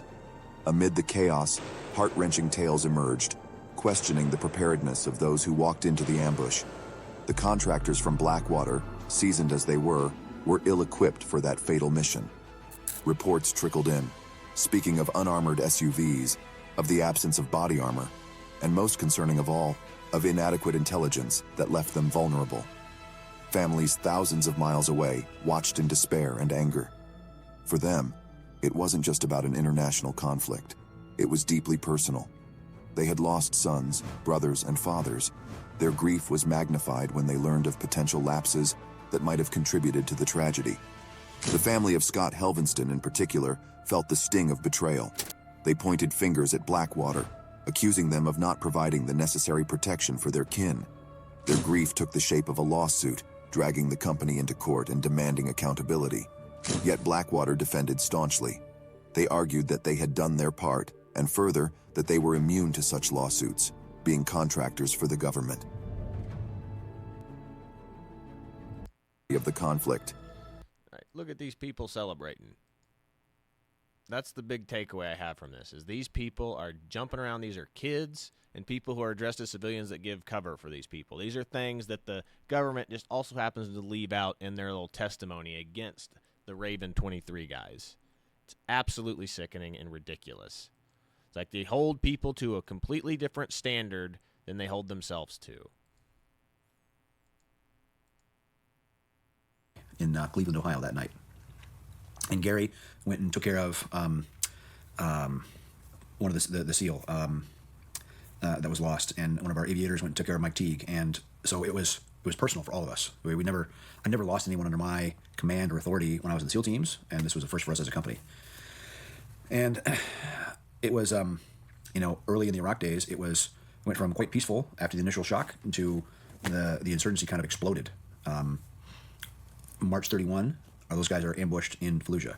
3 days later, our guys are ambushed on the road between Baghdad and the airport. And at least 2 or 3 of our guys are killed. And one of them put on literally a Navy Cross level performance, which saved them. And then, like by the 4th of April, in Fallujah, in Najaf, right? You have 1,000 plus Shia militiamen attacking a coalition facility. And they initiated attack by taking a Colombian soldier, stuffing a grenade in his mouth, and pulling the pin. That's how they did that. Yeah. Okay. So it was on, and we had 8. We were not supposed to be protecting the facility down in Najaf. We had 8 guys there providing PSD support for the lead diplomat that was there, and that's it.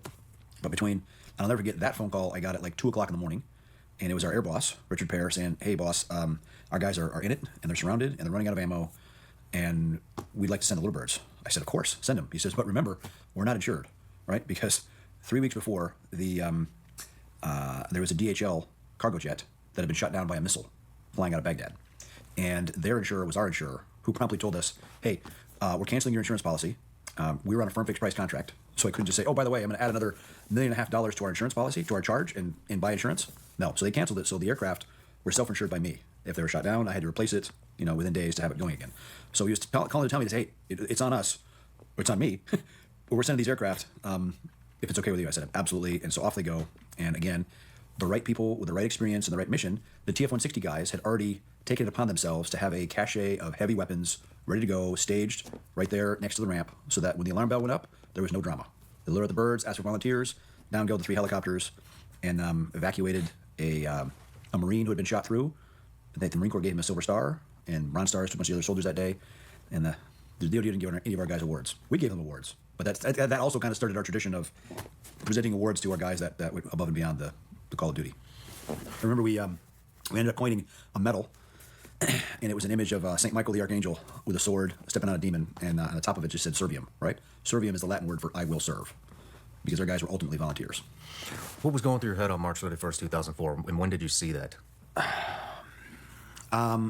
I'd gotten phone calls that they were missing, that we had a team that was not accounted for and were missing, and then when the video came in of a Mitsubishi Pajero on fire, then it was, we knew it was bad. That is the ultimate gut punch. Yeah. It's awful. And then to fly to see his parents. Remember I told his brother and sister-in-law first, and then his parents came to their house. And we had a connection with the U.S. Marshal, so I had a marshal come with me, and he just waited outside, just so I guess the people knew it was an official thing. But just terrible. Were those bodies ever recovered?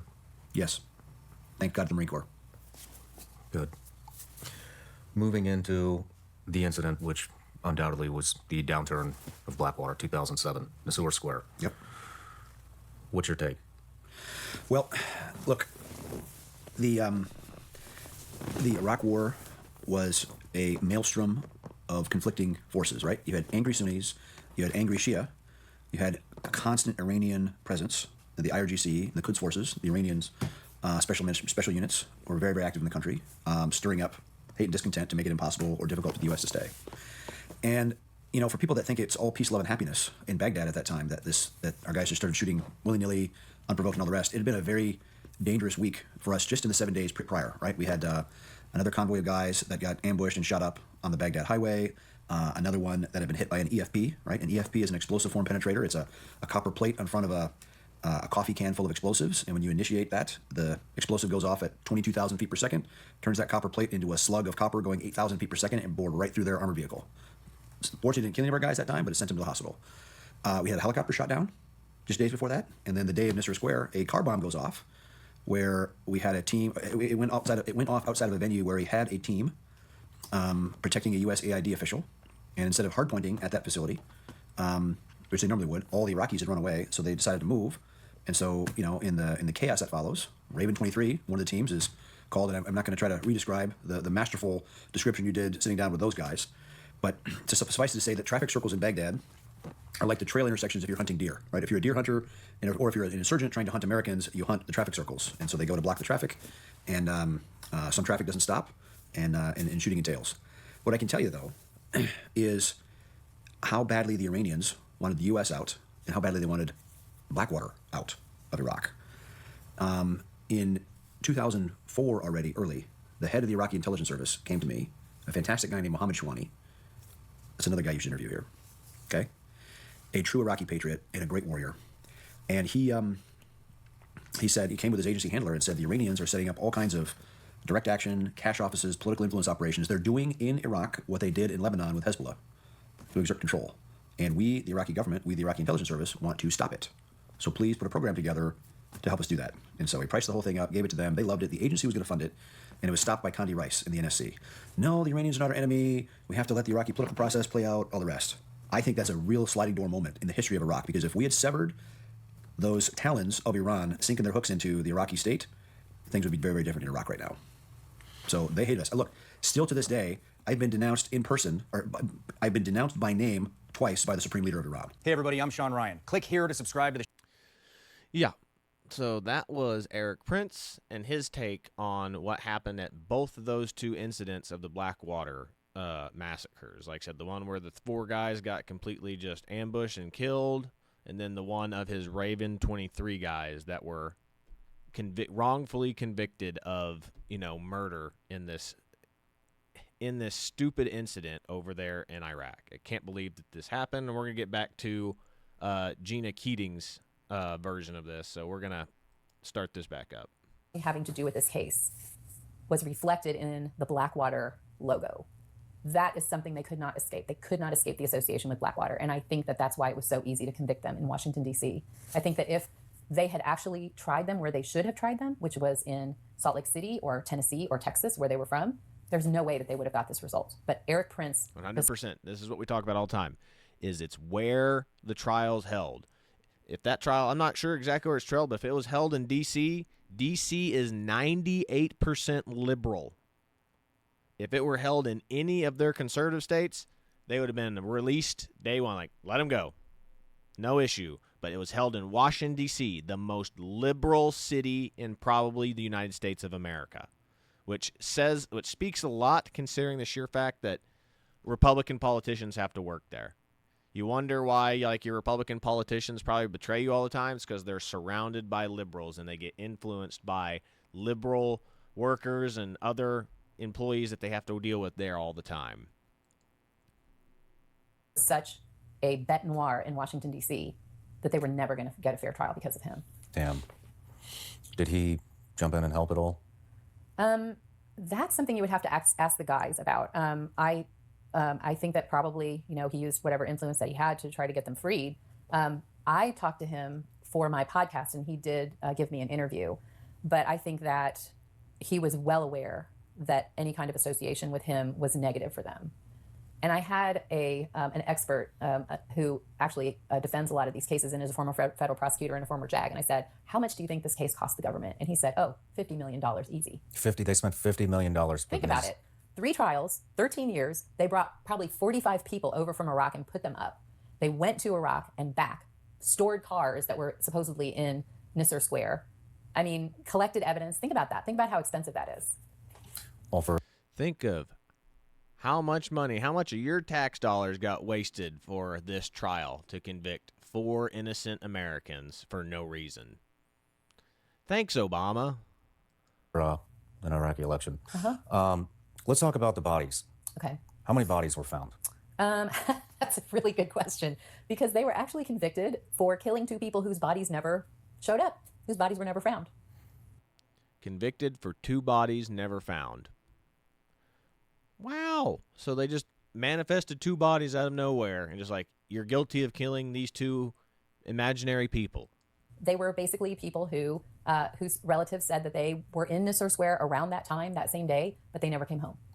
They never found any bodies, and they were accused of, what, 17, killing 17 and wounding 20? Yes, okay, so the body situation was very interesting, because when I first started looking at this case, I went back to all of the contemporaneous news stories that were filed from Baghdad that day. And I also looked at the Iraqi government statement about the incident, okay? And don't forget, there were 3 major incidents that day involving contractors and American soldiers, right? Shootouts, okay? So when I looked Within just a few miles of each other. We're not even talking all of Baghdad. Exactly. We're talking, you could hear. Right, exactly. They were so close. So when I looked at this, the New York...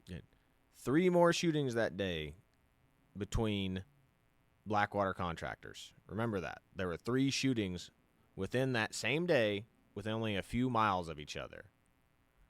So, wonder if they were bringing in witnesses from other shootings of Blackwater to try to get convictions, considering how little evidence that they gave to the defense anyway. New York Times reporter who was there in Baghdad reported on that day that 8 people were taken to the hospital. 8, okay? On all of Baghdad that day. The Iraqi government put out a statement that said something like less than 10 people were killed in that incident. And all of a sudden, you know, the American government is running ads on Iraqi TV asking anybody who might have had something to do with the Nisour Square shooting to please come forward. And all of a sudden, you get this enormous number of dead and wounded, some of whom, as I mentioned, were never found. The bodies were never found. What was in those ads? Was there a reward? Well, there wasn't. Compensation? It was a phone number and just a call for, you know, anybody to come forward. But by this time, it was very well known that the U.S. Embassy was paying people cash for being involved in shootings with American personnel. And in the State Department cables, which you will have on your website, you'll see that the standard payment was $10,000 for a dead family member, $5,000 for wounded, and $2,500 for property damage. This was well known by the time the Nisour Square incident happened. This is something I discussed with Robert Ford. Everybody knew this. Whenever there was a big incident, people would just show up at the embassy and say, hey, I had somebody killed. We used to get that all the time. I spent 14 in and out of Middle Eastern countries and war zones for 14 years. And every time I would go to the embassy, there was always a line of locals trying to get some kind of compensation for a dead goat or a shot car or a dead family member. And there's never seems to be any proof. Yeah, I mean, I've talked to several of my friends who were involved in either the Iraq or Afghanistan conflicts or the global war on terror, as it's called, the GWAT, and they're all like, all we did was give money to people that hate us and wanted to kill us. That's all I felt like we did over there, was just watch people give money to people that hated us and wanted to kill us. It was like, yeah. So stupid. And you can't blame these people. I mean, their society was completely upended by this war. You know, I do everything I could to get money as well. But you know, when you're prosecuting people and taking away their liberty and, you know, putting their family through this hell, you want to have actual bodies. You want to have actual crimes. Anyway, one thing I wanted to read to you, because when I was preparing for this, I wanted to say this because I think that people don't know it. One thing that was really disturbing to me about the way this case was presented to the Washington, D.C. juries was the prosecutors acted like, you know, that these guys drove into Times Square and just started shooting people. Like it was that kind of atmosphere where it's just a normal day in Baghdad and no one was shooting and no one was dying. But in fact, this was at the height of the killings in Baghdad. There's a very reliable website that I use a lot just to try to get some kind of perspective on how many casualties were occurring in Baghdad at this time in 2007, September, right? And you'll remember that this is the time of the surge. And there was a lot of fighting that was going on in opposition to this. So according to Iraqi body count, the first 8 months of 2007 saw the most massive vehicle bomb-based attacks in Iraq's history. They occurred with greater frequency than at any time during the war. That's right when this was happening. There were 20 bomb attacks killing 50 people. In one case, 500 civilians were killed. So the U.S. government was going around to the media and saying, this is the worst massacre in Iraq history. And if you go on Wikipedia, you're going to see that. It's the worst massacre in Iraq history. That is complete bullshit. It is a total lie. There was somewhere... So, again, the most car bombings in 2007. Think there was a little legitimate worry of having a car just punch forward and come at your vehicle in Iraq and Afghanistan at this time? Yeah, I would say so. And then telling them people that 8 people being killed is a massacre in the middle of a war, in the middle of a war zone. That's a massacre. That's the smallest massacre in probably the history of warfare. Good Lord. They said that's how the Obama administration blew this out of proportion. Completely blew this out of proportion. And again, I will constantly keep hitting it, is sold for American veterans down the river. The Obama, Biden, and Hillary Clinton administrations are true evil. True evil. Between 868 to 1,326 deaths of civilian bystanders by U.S.-led coalition forces in 2007. So, I mean, and that includes 88 children. Okay, so to say that this was the worst massacre in Iraq, in the history of the Iraq War, is a total lie. And it shocks me that this continues to be perpetrated in the media. It shocks me when these guys are free and the United Nations makes a statement that this is the worst massacre. The worst massacre in the entire war. Yeah, right. At that time was, what years were they putting that out? Well, up to 2007. Right, So yeah. 4 years. I think we went in 03. Yeah. For the first time, 4 years. And they were only able to recover 2 bodies. No, they actually, well, let's put it this way. They recovered no bodies because the bodies were removed from the scene immediately. But of the body count for the Nisour Square incident, they counted 2 people where they don't even know what happened to them because they had no bodies. They don't have death certificates or anything else. They allowed them to be prosecuted for 2 people who just disappeared that day. 2 people were included in this. No bodies, no death certificates, no proof. But they were allowed to be admitted into this trial. Corruption. True evil and corruption. The 2, did they remove the bodies from the Kia? No, those were still, they were still at the scene, and they were the only 2 bodies that were still at the scene. That's kind of what I was getting at. Yeah. Is they only recovered 2 bodies. Exactly. And that was a justified shoot. Exactly. So, interesting. Okay, so we talked about Nick, about the fact that the government just basically set out to defame him, and that was their entire strategy. I mean, they were attributing things that he said to other people. I mean, they essentially, according to the documents that I reviewed, they interviewed all 19 members of the Raven 23 convoy. And they essentially, from what I could see, took everything negative that every one of those people said about Iraqis and attributed it to Nick. You know, what I don't understand is why did they move it from Paul to Nick?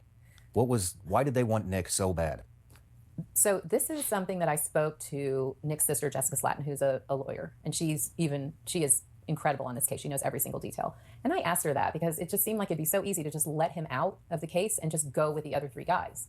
And what she told me was that right after the incident, Nick was talking to Jeremy Ridgway back in the Green Zone, and they were discussing where they had taken enemy fire. And Ridgway went back to the State Department and said, hey, you know, Nick Slatton saw gunmen in this place, this place, this place. And then the next day, the State Department investigators went out. This is probably the first time that they'd ever done this. Okay, I'm just going to bring this up real quick is defame. Democrats love to play the defame game here. So let's check this little video out right here. If you want... You can hear it from the horse's mouth right here. Propaganda to be effective, you don't have to convince people that what you are saying is true. You just have to flood the zone with so much poop. They used a different word, but you have to flood the zone with so much untruth constantly. Lies. That at some point people don't believe. If you want... The man himself just told you what he's been doing. What he did to these guys, what he did to Donald Trump during the election right here. Democrats love to defame and use propaganda. And I can show even more proof that it's them doing this crap. Check this out. So in 2013, it was legalized in the United States to propagandize its citizens.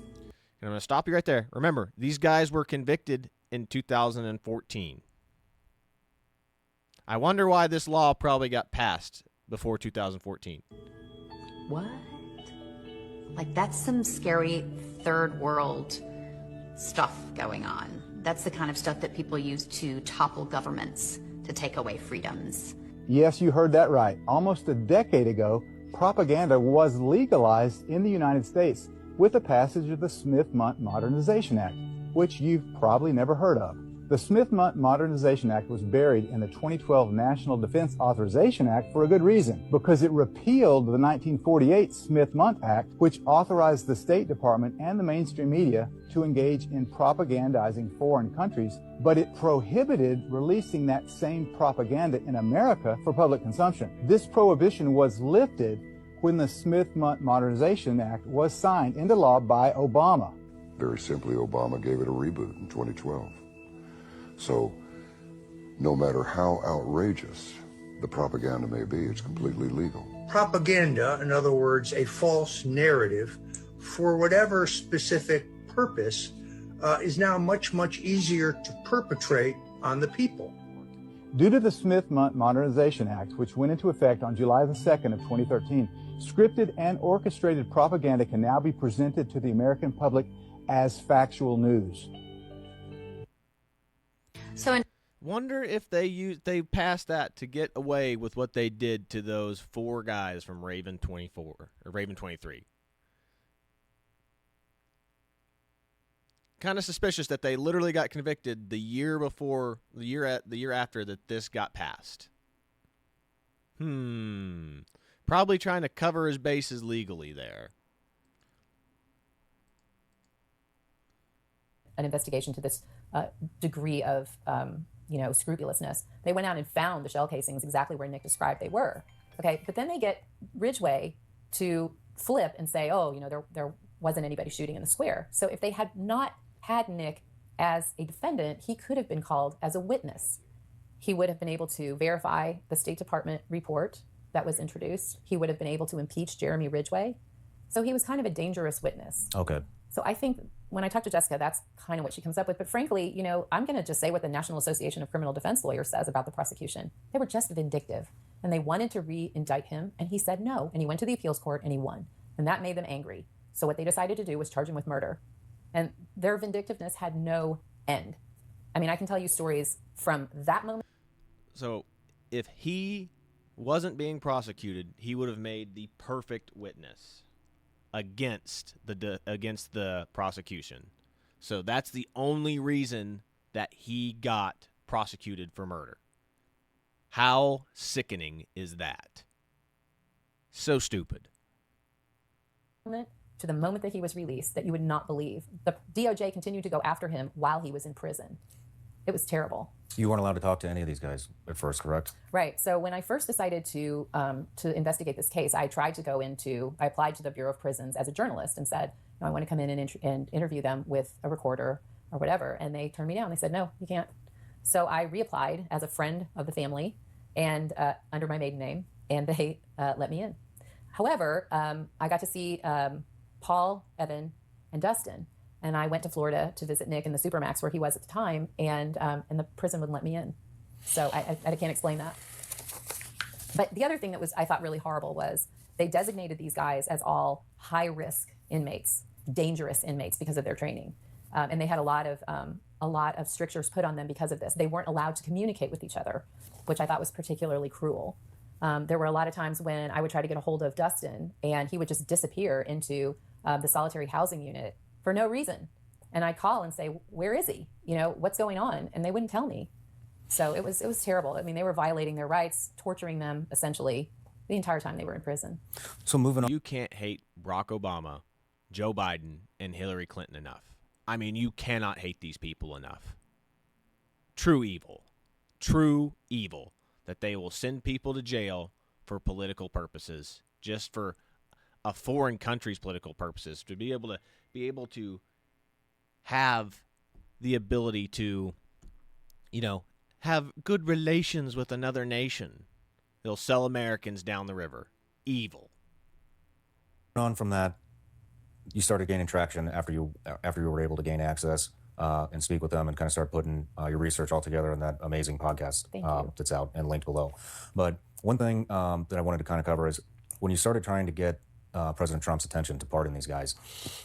At some point, you kind of renamed, I can't remember if it was you, but the case got renamed the Biden 4. Right. And that, it sounded like, is eventually what got his attention. Yeah, that was, by the time that I started making the podcast, I had the very good fortune of hooking up with a very well-known producer, Michael Flaherty, who was a co-founder of Walden Media. We met doing a different project, and he asked me one day if I had any other projects. And I was so desperate, I said, I know this is going to sound completely crazy, but you got to hear about this case. And to his credit, you know, he really researched it and took it in, and he was absolutely outraged. And the great thing about Mike is that he has a lot of contacts in on the conservative side of the political spectrum and with the media. So he immediately, as soon as he kind of wrapped his head around what was going on, contacted all of his friends and people he knew on that side of the aisle. And it was wonderful to see how they really dug into it and really looked at the facts before they said anything. But then they came out in great favor of them being pardoned. So Mike knew someone who was very close to the White House counsel's office under President Trump. And that was how we helped get the pardon packet that had already been filed by Paul Slaugh's lawyer, kind of helped move it along a little. You know, we just sort of combined forces. Those guys knew some people, we knew some people, and it got escalated that way. And then Mike got us on Fox News together, and he got Kristen Slough on Laura Ingram's show. And so very slowly we started to get traction. David French from the National Review wrote a really wonderful, well-researched, well-thought-out article about why these guys needed to be pardoned. And it had extra meaning because he was a JAG and he also was active duty in Iraq. So when we started to get these credible people saying, hey, I looked at this and this is really wrong, that's when we started to get traction. And the whole idea of renaming them the Biden 4, I think, yes, had to do with the election, but also, you know, just because we also wanted to send a message to Joe Biden that this isn't right what you did. You know, interfering in this way, doing this in the criminal justice system is wrong. And we want you to know that we saw it. Do you think he saw it? I don't know. But I was a little bit happy that, you know, he's taking seriously the need for criminal justice reform because we really need it. Yeah. You know, I'd be extremely angry if, you know, anybody in the Biden administration tries to mess with these guys again. That would be all hands on deck. We would not forget it. Do you think that's possible? Well, you know what? I was a little worried about it when they first got pardoned. I was really worried when the UN came out negatively against it. That was kind of none of their business. And it made me angry that nobody seemed to research what was going on in this case before making those stupid statements. And then, you know, people in the media, even people I knew coming out who knew me and knew about how I was involved in this case, getting angry that they were pardoned without even knowing what was going on. I mean, if this had happened anywhere else in the United States with any... F what the UN thinks about us pardoning these dudes. F what other countries think. I mean, that was the whole problem with Barack Obama, Hillary Clinton, and Joe Biden with this. They gave a crap what Iraq thought. They gave a crap about Iraq relations with Iraq, and they sold 4 innocent men down the river. F what other countries think. So stupid. So stupid. Any other people, the press should have been outraged that they were in prison. But because they were Blackwater and because of the association with the Iraq War and because they were contractors, no one will look below the surface of this story. It's a real shame that it doesn't seem like anybody will look below the surface on any media anymore. Mm-hmm. Whatever they see is gospel, and that's it. Yeah. And that's a dangerous spot to be in. It is. But you know what the great thing about now is we can put this stuff out now. But the other thing is, too, is like, it's so crazy to me that liberals will defend illegal aliens, human traffickers, abusers, anybody that's a foreign national that comes over here that's any type of criminal. Like, they're protecting. They're like, oh, they need their rights. Let's protect their rights. But for veteran contractors, nope. They are unforgivable. They have to be sent down the river. Oh, who cares? Who cares about all this stuff? Who cares about their rights? You'll care about murderers' rights, like illegal immigrant murderers' rights, and rapists and abusers, but not for American veteran contractors. Evil. That is why the Democratic Party is evil. You have to tell me how that you can defend an illegal alien's rights, but you can't defend for American veterans' rights. Post all these documents and videos that show you exactly what was going on, and people can make up their own minds. Well, so before we kind of wrap this up, I have one last question. I understand at least why the U.S. government was so motivated to put these guys, to lock these guys up to appease the Iraqi government. One piece that I still don't understand is how and why they flipped Ridgway, which was a major turning point in the entire case. So he completely changed his statement. And do you know why? The government, when it used those protected statements that it wasn't allowed to use, from the guys, the ones they gave right after the incident to the State Department investigators. When they were not allowed to use that, they decided to change the theory of the case to say they just went out into Nisour Square and started shooting people for no reason. They didn't have any reason to discharge their weapons. Therefore, they're guilty of manslaughter, involuntary manslaughter, attempted manslaughter, whatever. So they needed somebody to say, someone on the team to say, no, I didn't see anybody shooting. I don't know why we were shooting. And the person that they got to do that was Jeremy Ridgway. And my theory about this is that Jeremy Ridgway was one of the most vulnerable members of the team. He had real bad PTSD. He had lied on his Blackwater application about his experience. He was the one person who was described by the other people in the vehicle as having shot a lot, probably a lot more than he needed to. In fact, Tommy Vargas, who was the vehicle commander in that vehicle, told me that at one point during the incident, he grabbed Ridgway, who was up in the turret, and told him to cease fucking firing because he was worried that he was going to melt the barrel of his weapon because he was shooting so much. So Ridgway was very vulnerable. If there was going to be someone held accountable for killing civilians, it was going to be Ridgway, and he knew it. So the government worked on him a lot. And then they also, remember, were withholding evidence, and they were saying, we got no physical evidence that you guys were being fired at, which was a total lie because they had the Decorah reports and the Decorah photographs that they didn't turn over to the defense. So Jeremy Ridgway is operating in this universe where nobody is going to believe him. And if anybody gets caught, it's going to be him. So he says, what do you need me to say? And that's essentially what happened. At the time, like I said, he was suffering from very severe PTSD. And I don't think it was very difficult for them to intimidate him into testifying. He was also older than the rest of the guys. He had a family. And I'm sure he was thinking about that as well. But he completely reversed his previous statement. He did. And there were also, he had statements that were made to the State Department. He had emails that were sent to people that were part of the evidence. I don't know if they were shown or not, but he absolutely changed his testimony from we did nothing wrong, we were being fired at, to I didn't see any gunmen. Well, I can tell you just about everybody that's been on this show has severe PTSD. Yeah. And that has nothing to do with flipping a story. Yeah. So I don't think that's a valid excuse. No, I don't either. But I think that, he's not the same kind of man as the rest of the guys. That's for damn sure. Yeah. But it was so tough for them. That was, imagine that. You come out of combat, you can't get your life together, really, because you have this hanging over your head. And then you have to go to, and every decision went against them. By the time they got to that trial in 2014, their lives had been on hold for 7 years. And they didn't, and they all walked in there thinking, there's no way we're going to get convicted. Yeah. The only one who thought that they would was Nick Slatton because of the experience that he had with the prosecutors and getting charged with murder. But when I saw them, and when I went to visit all the prisons, I ran into Bill Cofield at Evans Prison in Pennsylvania. And I just said, why didn't you put on more of a case? And he said, we didn't think we could lose with the evidence that they had. They had no evidence. We shouldn't have lost. And I think they all believe that. Dane Butswinkus, the guy I was telling you about who stood up to Judge Lamberth, he stood up there during Nick's sentencing and said, I almost left law because of this case.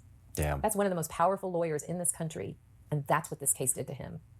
Wow. I mean, I have that transcript too. Fuck it, let's throw it in. Yeah. Well, Gina, I just want to, again, say thank you so much for... Yeah. Insane. They flipped these poor guys, but it's a good thing. Trump pardoned them. That's the best thing that ever happened, but this never should have happened in the first place. This is why you can't hate Barack Obama, Hillary Clinton, and Joe Biden enough. They sold 4 Americans that were innocent of anything down the river for Iraqi politics. That is the most evil thing you can do as a politician, is to sell out your citizens for another nation. Evil. True evil. But here's the guys thanking President Trump for their pardons. It's a very good closing scene here. Like, I just wanted to get to more of the background of what's happening behind the scenes, because they give their events of the story in this video too. So if you want to check it out, feel free to. But I mean, the lady that does all this behind the background stuff that you didn't know, they don't really know. They didn't really know about. They found out later. But it's just like, she broke down what happened with these guys perfectly, and that's why I had to have that interview versus theirs. So check this out. Here's them thanking President Trump for their pardons. Well, John, so last night at dinner, Paul, you brought this up. You wanted to say thank you to somebody for the pardon, and I think the best way maybe to do that is go through each one of you guys and kind of explain what it was like when you heard that you were getting that pardon. Yeah. And so however you guys want to kick this off. Starting with you, Paul. Okay. President Trump, thank you. And thank you doesn't cover it. You gave me my life back. You gave me my freedom back. You gave me my little girl and my wife back.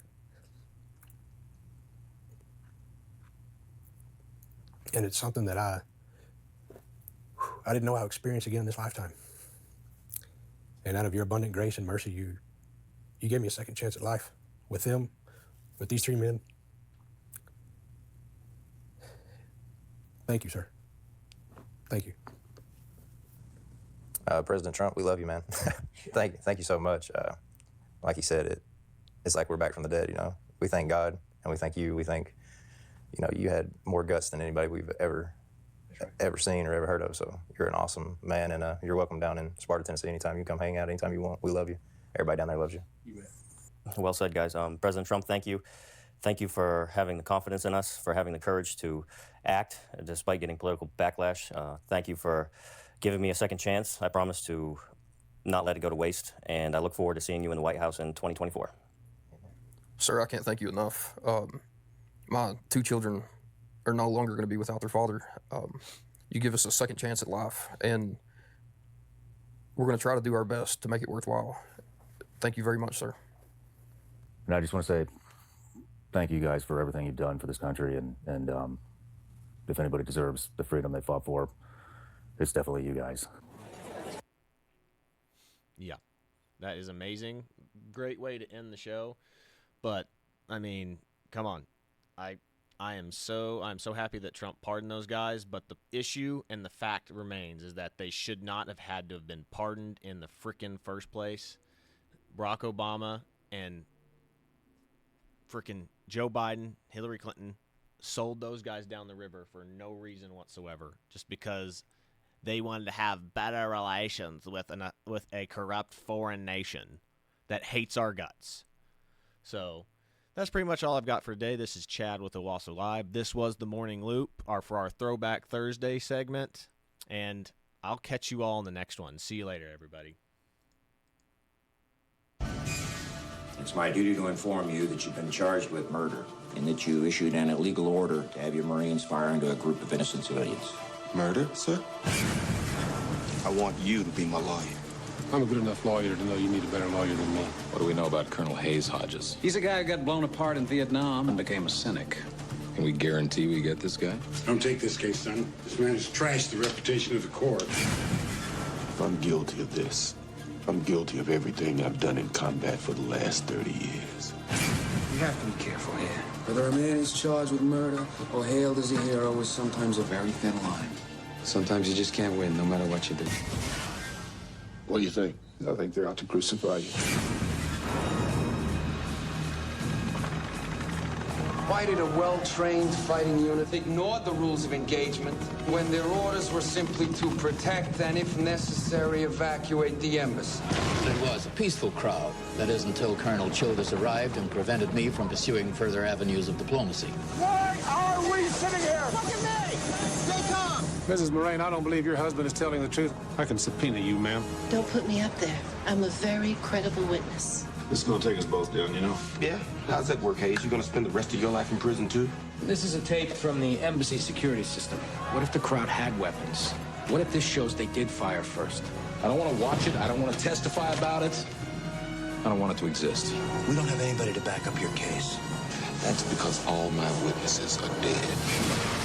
Withholding evidence to frame a United States Marine is no less evil than charging my client with murder. Why are those tapes not here? I turned over all materials in my possession. The crowd in front of the embassy had no weapons, did they, Colonel? Yes, they had weapons. Are you ordering me to fire into the crowd? Over. What is it about this order you don't understand? Open fire! Yes, innocent people probably died. There are rules, and Marines are sworn to uphold them. I was not going to stand by and see another Marine die just to live by those rules.